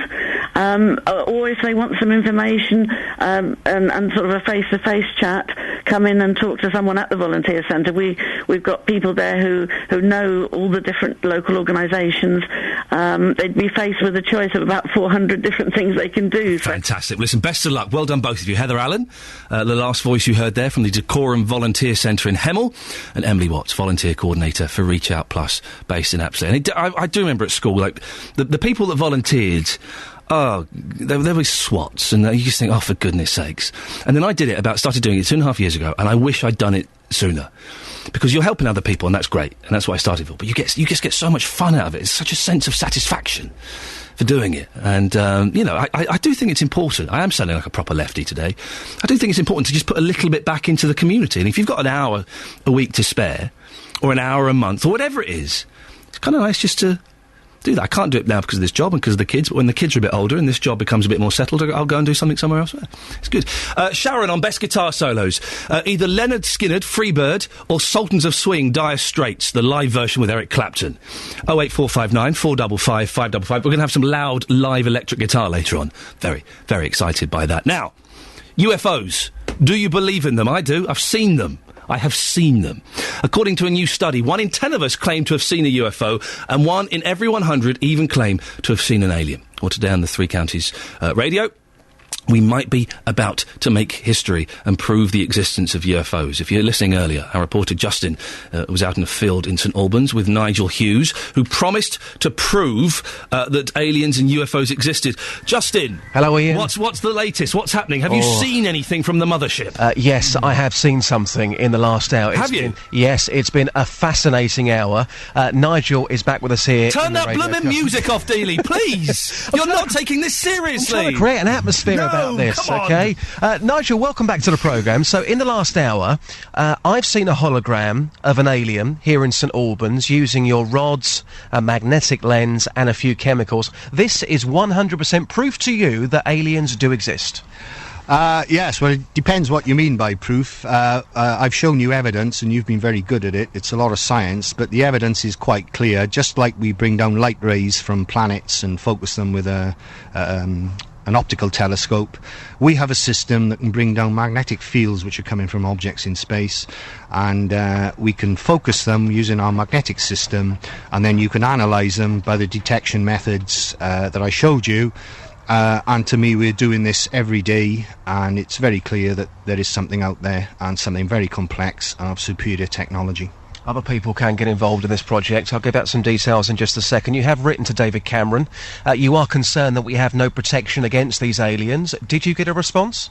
I did, from his office, and he was too busy to see me. But yes, when we talk about protections, these life forms are superior technological-wise in a massive way.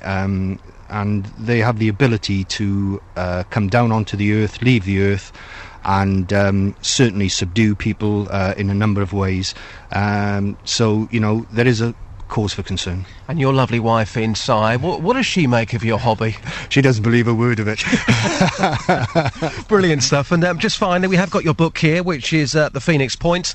And as you say, people can come out looking for aliens with you. What's your website address? It's www.biolocation.com.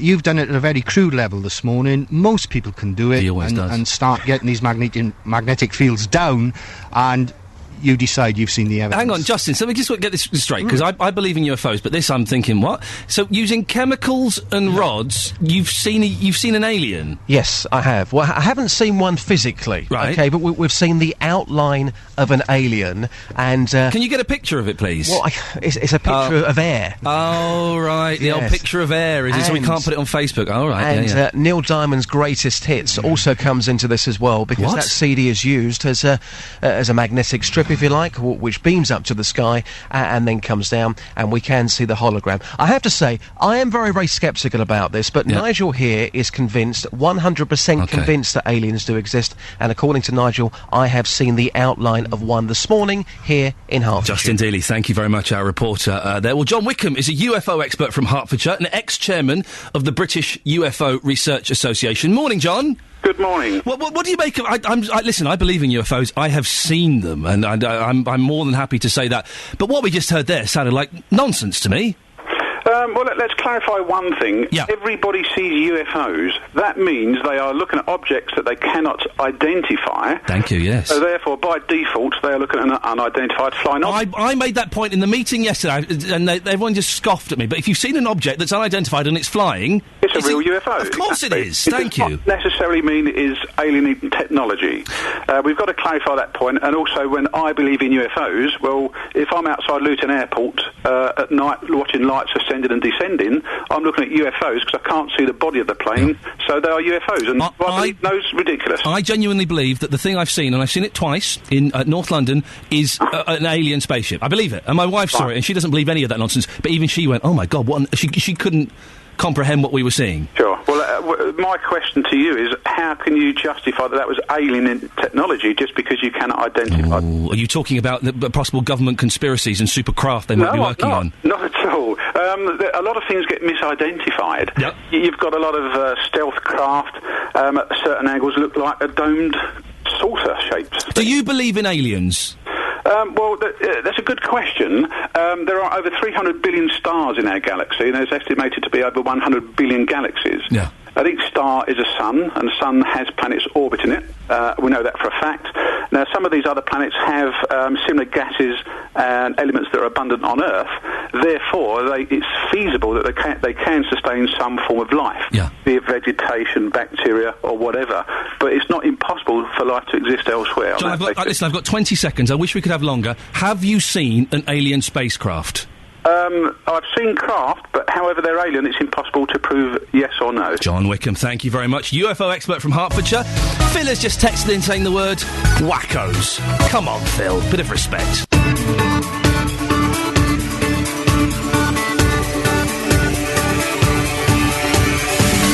Good morning. This is Iain Lee, BBC Three Counties Radio. Jonathan Vernon-Smith will be on at 9 o'clock. But until then... BBC Three Counties exclusive prompts further investigation into Savile abuse claims. More than 600 calls a day about bin collection in Aylesbury. We've got that figure down to about 300 of those being complaints. What are you complaining about? And shouldn't you make more of an effort to recycle? It's shameful if you don't. And the Marshall amp is 50 today. We're going to have an electric guitarist live in the studio, rocking out. Very exciting. BBC Three Counties Radio. OK, in a minute we will talk more about Jimmy Savile, but before that, about 20 minutes ago, I threw out the question. I didn't think we would get any calls from people who had premonitions, because it's all nonsense, isn't it? Isn't it? Let's talk to Shirley in Milton Keynes. Shirley, you've had a premonition? Hi, Ian. Yeah, well, I didn't, but my mum did. Go on, tell me what happened. Well, years ago, right, this was back probably in the 70s, my mum wasn't a gambler, and she never did any gambling, but my dad often put a bet on a horse, but my mum had a dream one night that a horse by a certain name had won a horse race. Yeah. And she told my dad about it the next day, and she said, I've dreamt this. Anyway, a couple of days later, it was a Saturday, my dad was reading through the paper, and he said, you'll never guess what, a horse with the name that you dreamt of is in the paper. And they were, like, really sceptical, because my mum's going, you don't think, I could have dreamt that, that it's won and it's going to. And my dad said, well, it's worth a bet. But my mum, not being a gambler, was going, no, I don't think so. Don't put much on. So my dad just put something like £5 on. He didn't put loads of money on. And this horse won the race. Oh, you're joking. No. How much did they win? Well, they won, but not loads and loads of money. It was something like £70 or 50. It wasn't loads. And my mum was kicking herself because she said, if they'd have, they really should have gone with it. They should have put the house on it. They should have put the house on it, Shirley. Thank you very much for that. If you've got a premonition story, we've got a lot to cram in the next 55 minutes. But we'll see if we can get you on the air. 08459 455 555. Now, the story that just continues to dominate the news. Every morning we come in. Are we doing Savile? No. Oh, hang on. It's huge again. Every day there's a revelation. Well, we now hear that Thames Valley Police have launched an investigation into the sex abuse scandal after a call into Jonathan's show yesterday. John Lindsay called JVS under the alias of George to say he had previously worked for the National Crime Squad. He had reported allegations that Jimmy Savile molested children at the Stoke Mandeville Hospital in the 1970s, but he was ignored. Here's what he said to Jonathan. I was told by a young nurse in the late 70s, who is now a senior sister in a different hospital, that they were very, very concerned about Savile's visits to young girls in hospital. Are you telling me, and I understand you have to be careful, George, yes, but are you telling me, as a retired policeman, yes, that the police did know about Jimmy Savile's goings-on? I spoke to a senior officer, having had that conversation. Back in the 70s, this was? This is the late 70s, yes. Jonathan, late 70s. Yes. And I wasn't believed. So you reported it within your own police force? Yes. That you believed Jimmy Savile was potentially molesting girls, and people within your own police force didn't believe you? Yeah, the phrase in the job, Jonathan, is Savile must be looked at, seriously looked at, because there's something wrong. And you said that because you believed that there was something going on? Oh, yes. Because I was told this by a very responsible, then a young lady, a young nurse, who later became a senior sister. There was a call yesterday on Jonathan Vernon Smith's show.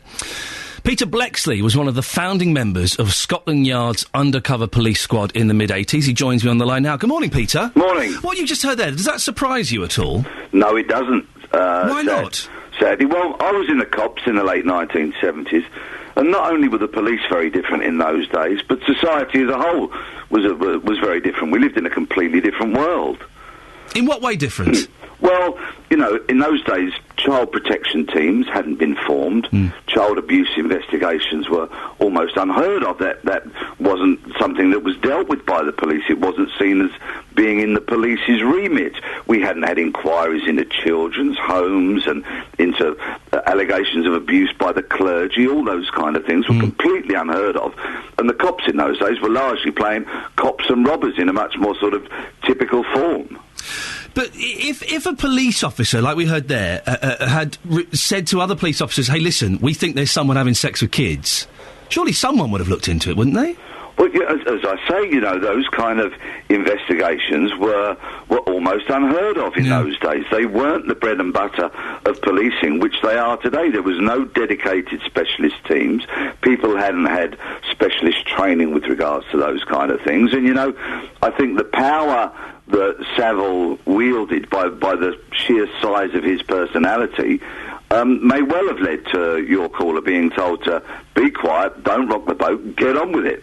Fortunately, we live in a very different world today, and I'd like to think that wouldn't be able to occur today. Did you hear anything, Peter? I mean, you worked in the police, you worked at Scotland Yard. Did you ever hear anything about Savile?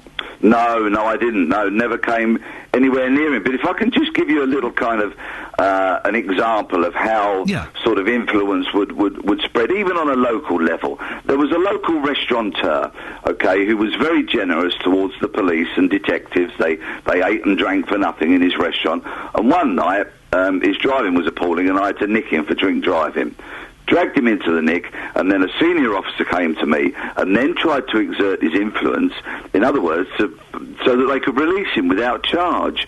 And I know that's a very, perhaps doesn't warrant drawing comparison, but that's the kind of world we lived in. When did that happen, Peter? Back in the late 1970s. I had to stand very, very strong and resist. You stood up to him? Yeah, because I had to, and I had to ensure that the guy, kind of faced justice for what he'd done. But, in those days, it was very different. Senior officers wielded enormous power. Yeah. There wasn't whistleblowing systems.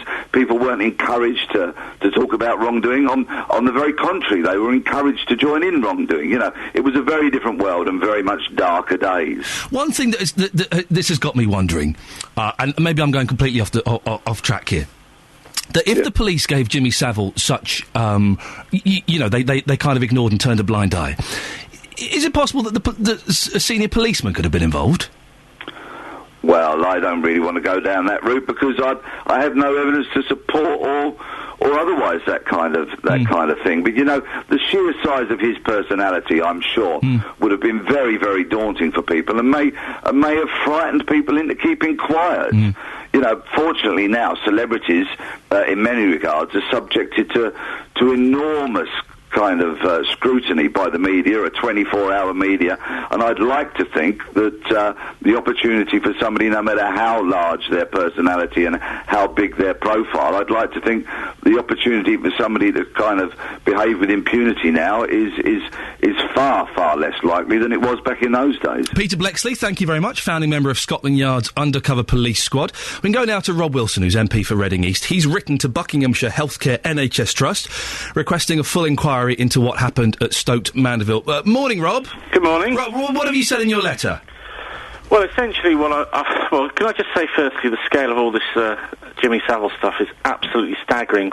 When I set out on this a few weeks ago, it was really looking at what was going on in the BBC, and it's unfolded into a situation now where we have not just the BBC, but parts of the NHS, the Crown Prosecution Service, and as you've just been hearing, the police. So this is getting bigger almost by the day. But I wrote to the Chief Executive because I think that there are a number of questions that need to be answered, not least, for example, why was Jimmy Savile allowed to roam freely around wards in a NHS hospital? What did staff know? When did they know it? Was it reported? Was it recorded? I could go on and on with a list of quite important questions that really do need to be looked at by the hospital itself, because the hospital can look at things that the police aren't going to look at. For example, the police will look at the criminality, will look at the crimes committed, and will look if they can put evidence together to prosecute somebody. Although obviously Jimmy Savile's passed away, they'll be looking if there are other associates and other implications as well. But this hospital itself, it needs to look at what the culture was like, what the management was doing, whether the process of the management were using were right. There's a whole series of things that the hospital needs to look at and learn from, and not just Stoke Mandeville. It will be instructive for other organisations in the NHS and beyond. What seems to be amazing, and what is possibly emerging, is that blind eyes were turned at various levels in various organisations because of A, Jimmy Savile's celebrity, and B, and perhaps more importantly, because of the money that he brought in for charities. I mean, that is a worry. It is a real worry. If celebrity status can, in a sense, buy you immunity, which is really what we're talking about, there is a question, this is a big question for Stoke Mandeville and other people, I mean, did the hospital turn a blind eye in any way? Did it not do what it should have done on the basis of the rumours that it was a hearing, because it was worried that the charity tap was going to be turned off if Jimmy Savile wasn't involved anymore? Rob Wilson, MP for Reading East, thank you very much. He's written to Buckinghamshire Healthcare NHS Trust requesting a full inquiry. It just keeps going and growing and growing. Good morning, this is Iain Lee, just about 8:15 on Friday the 12th of October. Coming up earlier on, I had well, it was an argument, let's be honest, with Trevor in Woburn. He said I was a lefty, that I was responsible for the immigration problem, all because I said that we should do recycling. He also said I was the worst presenter on the radio. Well, he may have a point there, I can't argue with that. We'll talk more about that in a bit. 08459 455 555. BBC Three Counties Radio. Cough it up, love. It Three Counties might Radio. be a gold watch. I know. I've got a bit of touch of man flu brewing. I think we've all had it. We've all had it. It started, if I'm honest, it started from a member of my team. Young Kelly, who works on my team, has been spreading it around liberally. Kelly is the source, is she? She is the source of this this virus that's going around, and I think that when a junior member of the team is ill, they shouldn't come in. Because if I don't come in, I don't get paid, OK? I've had to have a day off sick because of that, so I'm going to be invoicing her for the £5,000 per show fee I receive. Poor Kelly. She's such a lovely person. OK, it's debatable. What's on your show this morning, Jonathan? Coming up on the big phone in this morning, I'm asking, it's very interesting, thanks so much for playing our call yesterday. The call you had yesterday from the ex-copper, I thought, it's one of those moments on radio where everyone is quiet, they turn the radio up, and it's just an amazing listen. It was incredible. Well, it was amazing that he called in yesterday. Yep. On the big phone in this morning, we're taking it on. I'm asking, are people who turned a blind eye to Jimmy Savile partly to blame?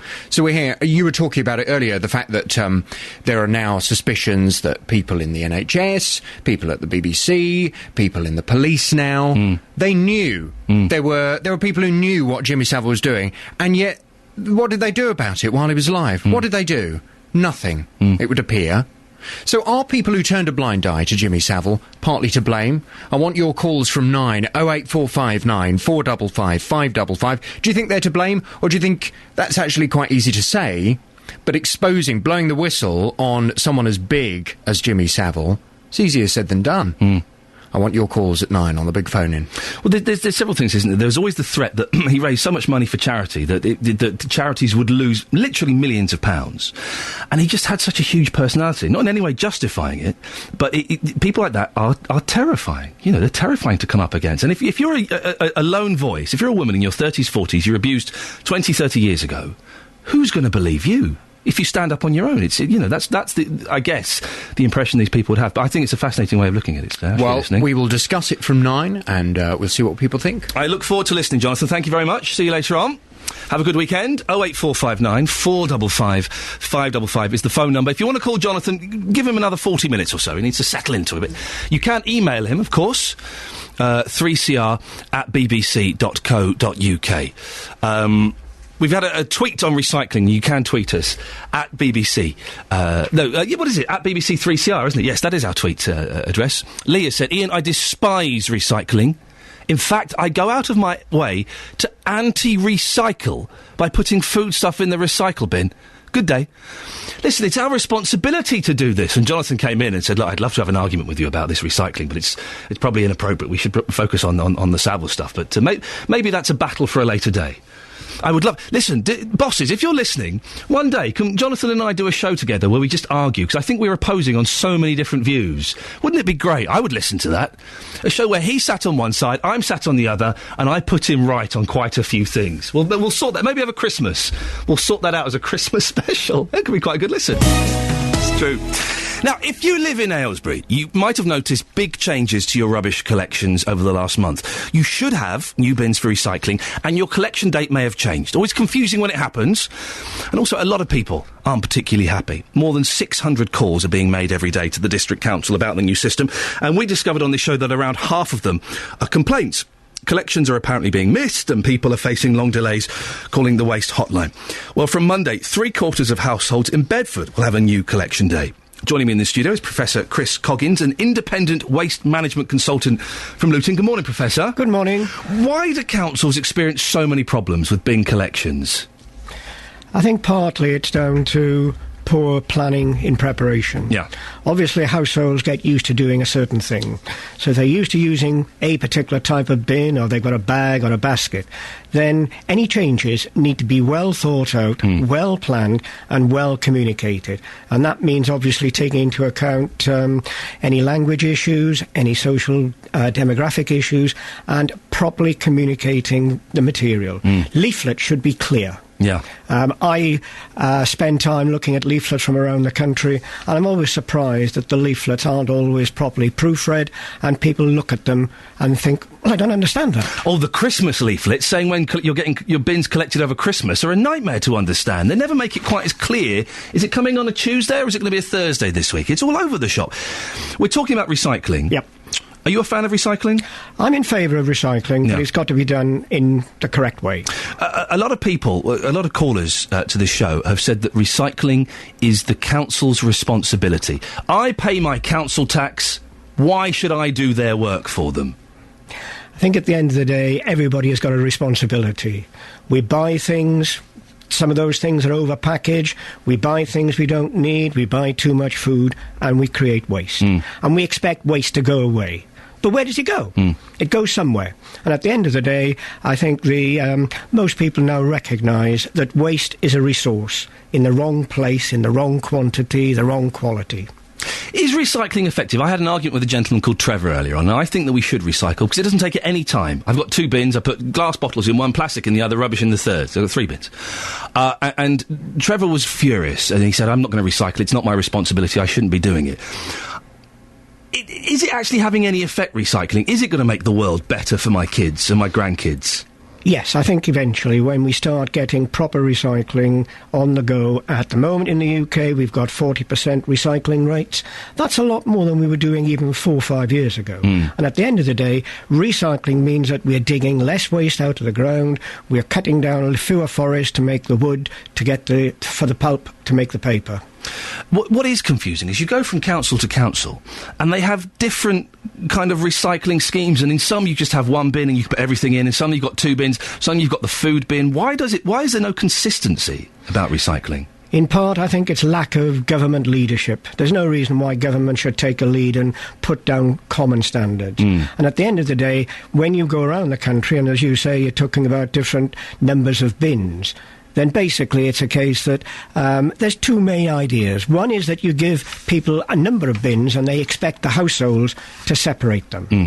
Now that in one way is good because it means that the materials are all in separate bins. Yeah. But it means that it's more work for the council to collect them.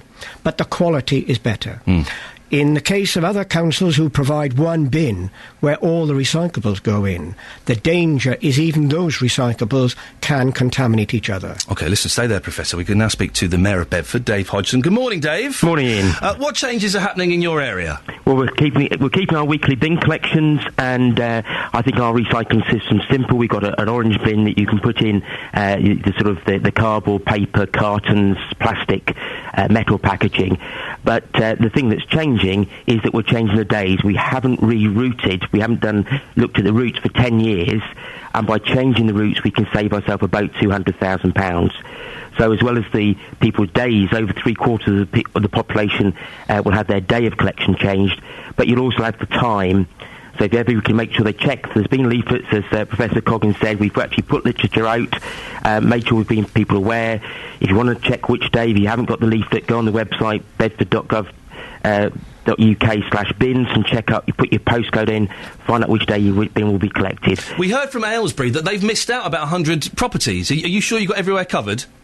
We're pretty certain, yeah, we've done the route and it goes live next week. If we haven't, we'll go out and pick it up, but we're pretty certain we have. And so, how many different recycling bins are there?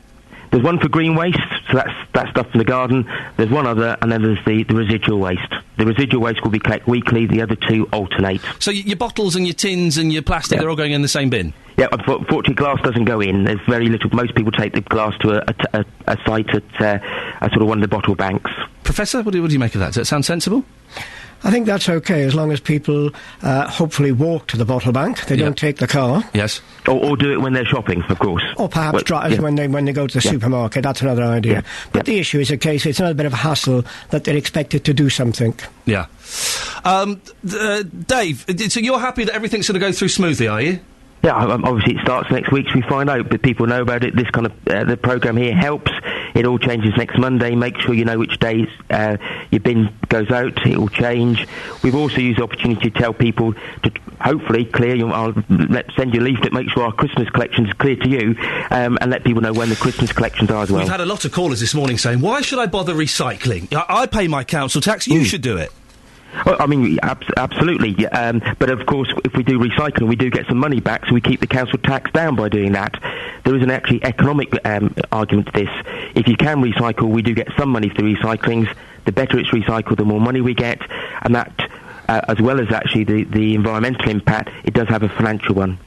OK. Well, listen, Dave, thank you very much. Best of luck. We'll be keeping an eye on it. Good luck. Thank you very much. It sounds all straightforward and sensible enough there, but basically, Professor, you would say, yes, recycling is a good idea. We should be doing it.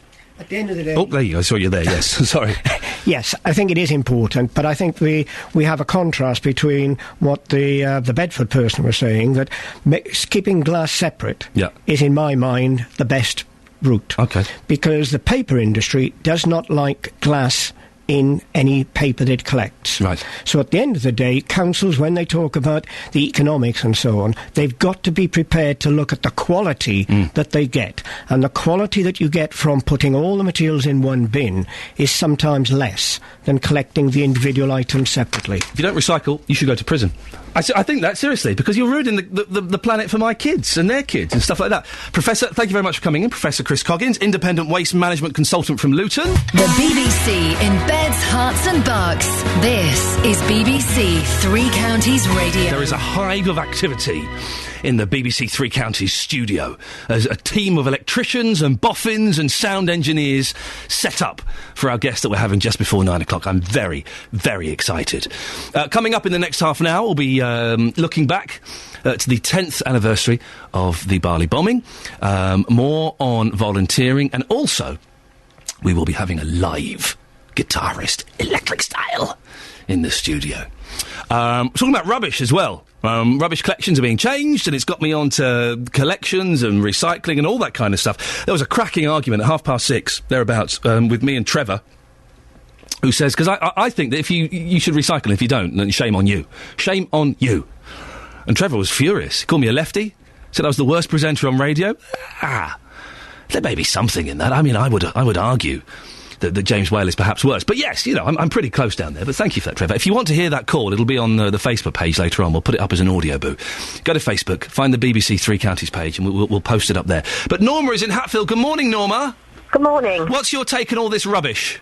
Well, the take on the rubbish is our rubbish collections, the date was changed 12 months ago, come November. Yep. And since then, I would explain, first of all, that it's a block of flats where we have 3 very large Euro bins, which service about 20, 21 flats. Yeah. Since the date changed, we're having to phone up at least once a month because the bins haven't been emptied and they've been missed. What, they just forget to come and do it? I think they're too lazy, they're too big to move. Hence, with that amount of flats using these bins, the black bags get deposited on the ground. We live quite close to a playing field, so we get rats, squirrels, magpies, who break the bags open. We have to walk over soiled baby nappies, soiled tampons, and very unpleasant things to actually get to our back door. And what do the council say? So you're phoning up once a month. What do they say? Well, they say, oh, yes, sorry. They know me by now. They know my name and they know my voice. They know my address. Norma's on the line again. Send someone round. Well, they do say it's their policy to actually come and do the collection again within 48 hours. Sometimes it happens, sometimes it doesn't. But you can imagine how unpleasant it is for people who have got children and everything like that, having to walk over this mess. And this hasn't been sorted out now, and it's almost 12 months since our rubbish collection day was changed. Oh, dear. Well, Norma, listen, you paint a horrible, horrible image. I hope you get it sorted. Let us know how it goes. It seems odd that they're too lazy to come and do it. If you've experienced anything like that, do get in touch. We're talking as well about volunteering. Volunteering numbers is up, which is fantastic news. It's good to do. Karen has got in touch. My daughter's school encouraged volunteering on a Wednesday afternoon. My daughter has volunteered at the local swimming club, assisting teaching young children to improve their swimming schools. And at 14, she went on a swimming association course to improve. She still does this every Wednesday and Friday, and at age 16, she has a level 1 in teaching aquatics.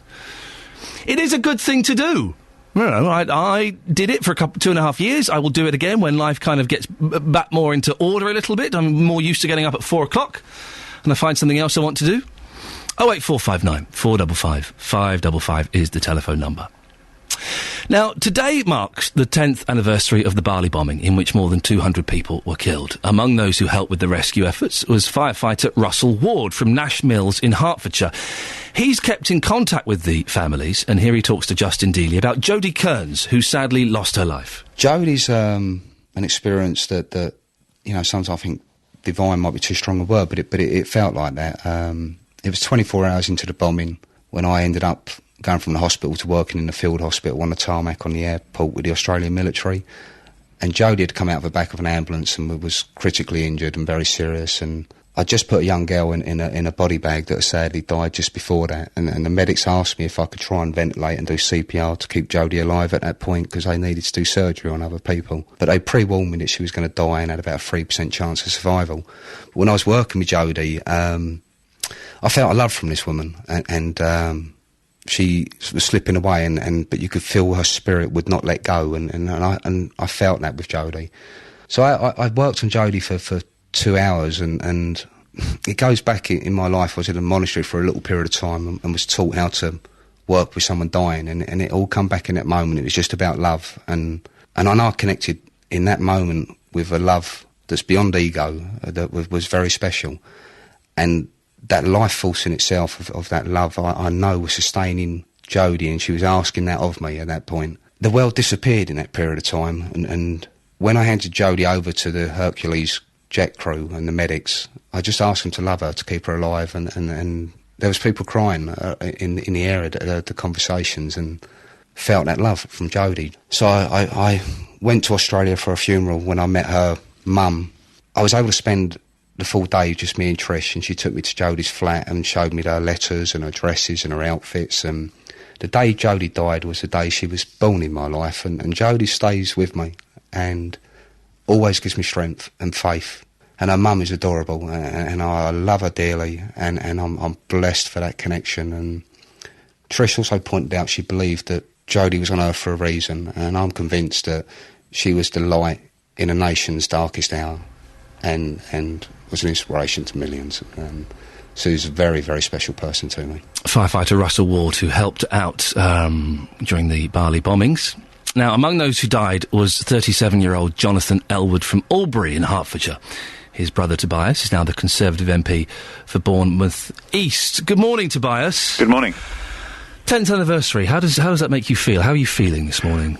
I'm firstly very moved by the story, or the clip that you just played. Wasn't that incredible? I met Russell a number of times, not when I went out there to try and locate my brother, but at later events. And he's an incredible man and an absolute hero. He dropped what he was doing to help out in a chaotic and mad situation. The Balinese could not cope. Their morgue could only manage 12 bodies at any time, and suddenly 202 were placed in the sunlight outside on the tarmac. It was absolutely pandemonium. And I think these anniversaries actually are very tough on anyone connected with the families, but just because of the horrendous nature in which the whole event took took place of not knowing what information was happening. I'm afraid the British government was absolutely appalling. Really? Well, what was their situation? What happened? Well, when these events take place, I was just working in the UK. I wasn't a member of Parliament. My brother was a teacher in the international school in Vietnam, and down in Bali for an official conference. We heard that the event had taken, the bomb had exploded. No information whatsoever. So eventually I just decided, as many, to go there myself, expecting to find a British Land Rover with a Union Jack on it saying, come this way and we'll sort you, we'll help you out. Absolutely nothing. It was the local Rotary Club that actually mobilized themselves to look after us, and no embassy personnel whatsoever.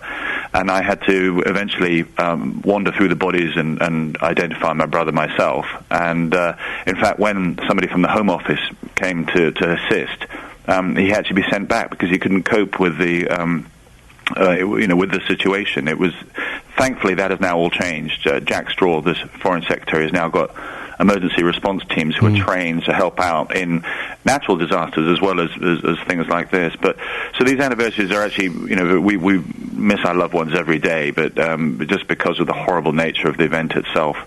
Tobias, if I can ask, and if I ask a question that's too personal, tell me to keep my nose out. But you went out there not knowing if your brother was alive or dead. We had no idea. And my sister, who was also a teacher in Penang at the time, wandered around the hospitals looking for him, couldn't find anything. You're literally going from hospital to hospital? Absolutely, going from hospital to hospital, and could not find anything. And I'd served in the armed forces myself, so sort of a bit more of experience of dealing with the aftermath of operations and things like that. So I went there and then eventually went to the morgue, and fortunately I took the dental records, so we were able to confirm, who my brother was. But even more frustrating is that MI5 knew that Al-Qaeda had a presence in Indonesia and was looking to target nightclubs with Westerners in it. And the travel advice didn't say anything about this at all, unless, believe it or not, you actually subscribed to a paid service which then told you to stay away from Indonesia. Sorry? Absolutely. You had to pay a subscription to find out terrorist advice? You could, in that stage, pay for a more detailed intelligence picture. That's shocking. And absolutely shocking. And again, that's another thing that was changed straight away to a much simplified, transparent system. So today, we're left wondering all the time. I backpacked, I'm sure you have, across places, and you don't bother looking at the travel advice, you just enjoy yourselves. But he was on an official visit, and they would have taken heedance to any suggestion to, if the threat level had been raised to high, the conference would have been cancelled, and my brother would be alive today. Tobias, can I ask, what are you and your family going to be doing today? We did think about going to Bali. There's been some events taking place there today, but it is so emotional and raw. There is an event in St. James's Park where there's a memorial here, and we'll be meeting with other families, victims and so forth. There's a service that takes place at 11 o'clock today. And then we'll be spending some time in Oldbury, where my brother is actually buried in the church in Oldbury itself. Thanks very much for sharing your story, Tobias. Thank you. Thank you very much. Tobias Elwood, the brother of Jonathan Elwood, who was 37 years old when he was killed 10 years ago today. And it's odd, isn't it? We all hear these stories about bombs and terrorist activities all around the world. And it's kind of quite easy for us to distance ourselves from them. But when you speak to someone like that who has personally been affected by it, and his sister was going from hospital to hospital trying to find out if their brother was dead, it just makes you think how lucky we are. Thank you very much. Right. On the subject of rubbish, Carol's in Bedford. Yes, Carol. Hello. Hello, Carol. We had a leaflet through the door about a fortnight ago informing us that the rubbish collection would be on a Wednesday instead of a Thursday. Yeah. I've got 3 bins, a green one, an orange one, and a grey one. And it's no problem. Absolutely no problem at all. I put them out last thing, well, it will be on a Tuesday night now because it starts next week. And they're emptied in the morning at whatever time the dustmen come. So I can't understand why all these people are moaning. So hang on, you think that the people that are confused by it and they're all a bunch of moaning Mandies and they should just get on with it? Well, no, I can imagine some people are confused by it, but I stuck the leaflet up on my kitchen wall so I can refer to it in case I have a senior moment, so to speak. Good for you, well done. And also, what you said is interesting, that you and your neighbours talk about it. Yeah, that's right. My next door neighbour. We keep an eye on each other. Yep. We're both fairly compos mentis. We're ex-school teachers, so we should be. And if I put the wrong bin out, my neighbour says, wrong one, Carol.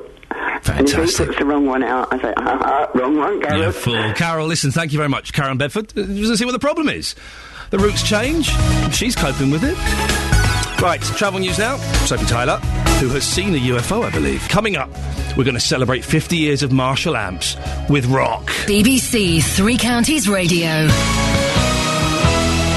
Very, very exciting. It's 50 years of Marshall amps that we're celebrating. He was known as the father of loud. Jim Marshall opened the iconic Marshall's amp factory in Bletchley 50 years ago today. The amp has gone on to be used by some of the most famous guitarists in history, from Hendrix to Slash. Well, Paul Marshall is Jim's son, and he joins me on the line now. Good morning, Paul. Morning, Ian. How cool is it growing up with the name Marshall and saying, yeah, you know those amps? That was my dad. That must have been the coolest thing, wasn't it? It was. But, you know, when I was younger, I was just really into the rock music. Yeah. So I was going and watching the bands like Motorhead and AC/DC. And, to be honest, you know, I didn't give too much thought to the name on the stage. I was just going to the music. No, I would totally have been going... I'd have taken girls on dates and gone, yeah, you see that? That's my dad, that is. For goodness sake. It must be a very special and proud day for you today, Paul. Well, I think it's a proud day for everybody in the family and everybody in the company. 50 years of Loud, which we celebrated at Wembley a couple of weeks ago. We've been celebrating it all year with different events, but the main one was at Wembley. And it's a fantastic achievement, you know, something that Dad has achieved. You know, unfortunately, Dad is no longer with us this year. You know, he died earlier this year. Yeah, of course. And it would have been great if he had been at the 50th show at Wembley to see all the artists up there who all gave up their time free. Who did you have? What artists did you have there? Oh, Billy Duffy from the Cult, Zakk Wylde from BLS, Corey Taylor from Slipknot, Glenn Hughes of Deep Purple and Black Country Communion, Joe Satriani, Paul Gilbert, and the list just goes on. You're friends with Slash, aren't you? Well, my role in the company, I look after, deal with a lot of the artists, but I was with Slash yesterday, yes. You were with Slash yesterday. How cool is that? Is he like in your mobile phone? Yes, as part of my role in the company, so I have lots of people's phone numbers and addresses now on my mobile phone. I'd hate, my biggest fear is losing it. Yeah, I bet it is. I bet it. Listen, let's go off on a slight tangent. What names have you got on your mobile phone, Paul? Oh, I don't know. All sorts of people. Oh, you play it so cool. How can you be so cool? Yeah. So what was it about Marshall amps that separated them? Because they really, I mean, you had Vox, you had Fender, but it was Marshall that really became the must-have amp for rock, wasn't it? Absolutely. I think back in the early 60s, late 50s, very beginning of the 60s, as you say, you had the Fender, you had the Vox, and they were the amps of choice. But there's a new generation coming through, and Dad had a shop in Hanwell. And a lot of these young guys that were hanging in the shop, Richie Blackmore, Jeff Beck, Pete Townsend, Eric Clapton, they wanted something different for their generation. They wanted something a bit more rude, a bit more raucous. They wanted to a bit more aggressiveness in their sound. And they were just talking to Dad. The shop, I wasn't there. It must have been such a cool shop to be in, because all these people were just hanging out, and they weren't anybody famous then. They were just local lads hanging out in the shop, talking about the music, talking about the sound they wanted. And Dad was able to translate that thought from the head of what they were trying to describe to him, and with the help of his engineers, create this amplifier. The first one, the JTM45, that came out in 1962. I think it was about the fifth prototype, which can be seen in the factory at the moment. That's used in our museum. And this amplifier, it just gave them that sound. I mean, I think Pete Townsend described it as his weapon of choice. He described it like a Spitfire. And of course, in the 70s, it sort of became the thing to have a stack of Marshalls. The more Marshalls you had piled on top of each other, kind of the better you were to a certain extent, weren't you? Well, there was that. I mean, at the time, the bands were looking for louder amplifiers, louder music, bigger stacks, bigger cabinets. And initially, Dad made the 8x12s, and then it became the two 4x12s, which became the stack. And then you had the amplifiers. They went from 50 watts, which the 1987 amplifier, which is not the year, the model number on it. 1987 was the first 50 watt, and then that became a 100 watt amplifier. And then Richie Blackmore wanted a 200-watt amplifier. In fact, Richie Blackmore, I believe, came to the factory in Bletchley in the 70s, and with his 200-watt amplifier, having it modded up to about 300 watts. Fantastic. And he was playing while the factories, everybody's trying to work in the factory. Richie's got his amp set up, and he said, I had to turn it up loud, because that's how I play. Yeah. And he's got engineers listening to him, and he's telling them what he wants, and they're making adjustments, and he's playing in the factory while everybody's trying to do their work. Your dad was a drummer, though, wasn't he? He was. How did he get involved with amps? Well, because Dad, he was a drummer. He came off the road and had a drum shop, and a lot of the bands would go in there. And this was the day when the whole band would just go in together. I mean, they still do nowadays. You get the whole band going together, and Dad would repair people's drums, because some of the parts, especially the American drums, it's difficult to get hold of the parts. Yeah. So goes to Dad in his drum shop, and the customer service was just excellent. So the whole band would say to Dad, well, look, if you do double basses, or if you do guitars, or if you do bass guitars, we'll come to you for those. So he started a music shop, and it became James T. Marshall Music Shop. And and so, all the bands are hanging out in the shop. But Dad's passion was drums. He'd come off the road as a drummer. I mean, one of the last gigs he played, I believe, was with Pete Townshend's father, actually. I love the way these names just keep getting tossed into the conversation. Listen, Paul, it's an absolute pleasure and an honour to speak to you, sir. Thank you very much. Congratulations on 50 years as well. No, thank you very much. I mean, the congratulations goes to the company, to Dad, to the family, and the company. It's fantastic. And the great thing about it is the people who work within the company, they're passionate about the amplifiers, they're passionate about music. There's people that have been there for 30-odd years. On that site in Bletchley, it's just fantastic. And that's what sustained it, I think. Listen, Paul Marshall, thank you very much. Jim Marshall's son. Now this gets very exciting, because joining me in the studio, we've got Lloyd James from Hertfordshire. Good morning, Lloyd. Hello there. How are you doing? You all right? Yeah, very well. You're all tooled up. You've got weapons with you. Look at this. Oh, yes. You play guitar in a band. That's right, yeah. And you teach guitar. I do. You look too young to be a teacher. How long have you been playing for? I've been playing for about 7... If you just come a little bit closer to the microphone. How long have you been playing for, sorry? 7 or 8 years, something like that. And what made you kind of get into it? Well, I started playing bass initially because my friends started a band that was awful. And, they needed a bassist. They're always looking for a bass player, aren't they? Yeah, always looking for a bass player. Absolutely, yeah. Well, there's never enough, are there? Yeah. Just nowhere. So you're a Marshall fan.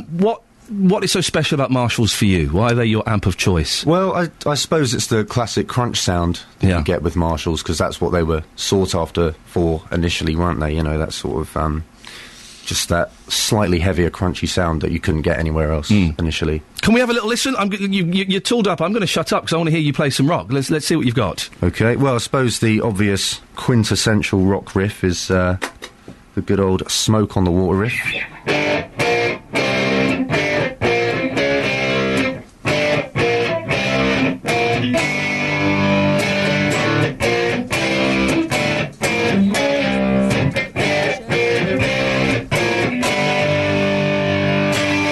Sounds excellent to me. Cheers. Very nice. What else have you got? Well, we've got more modern things like The Darkness.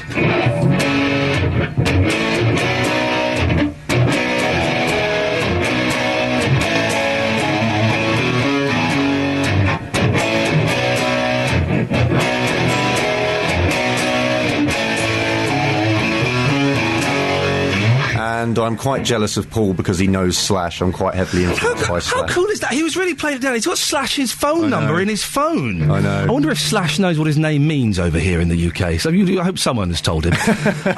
Can you listen? I know you're not supposed to ask. Can I have a go on your guitar? Yeah, absolutely. Is that all right? Yeah, definitely. I'm not very good. You take your headphones off. I'm a bass player. Oh, the feedback. Will it stretch over here? I hope so, yeah. Let's have a little go. Let's get all self-indulgent for it, shall we? Oh, crikey. Do you want a plectrum? I've got one. Oh, excellent. I always carry on. My little boy likes playing with plectrums. Do you listen to BBC Three Counties Radio, dear listener? No, I'm not very good. Here's my little riff that I can try and remember. I can't turn round, I'm afraid, Gareth. I'm stuck.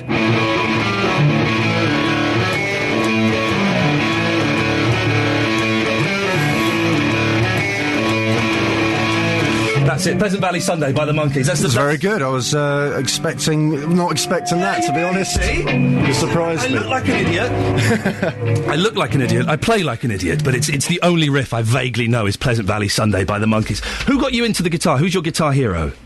Well, initially it was Slash, I suppose. I started off and got way out of my depth almost immediately by trying to learn some of his stuff, Guns N' Roses.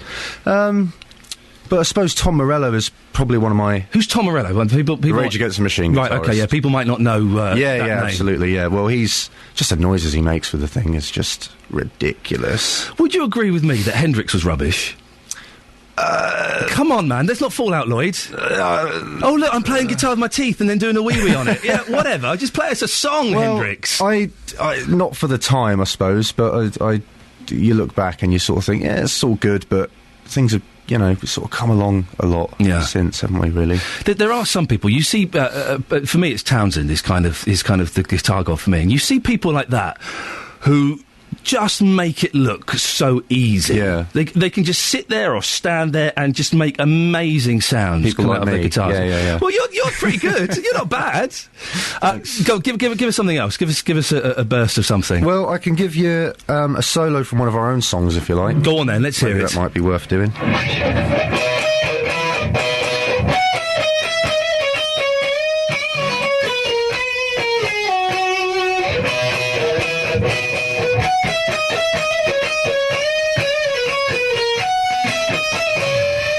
That's not bad. Hey, we'll have some of that. Thank you very much. We'll have some of that. Can I make a confession to you as well?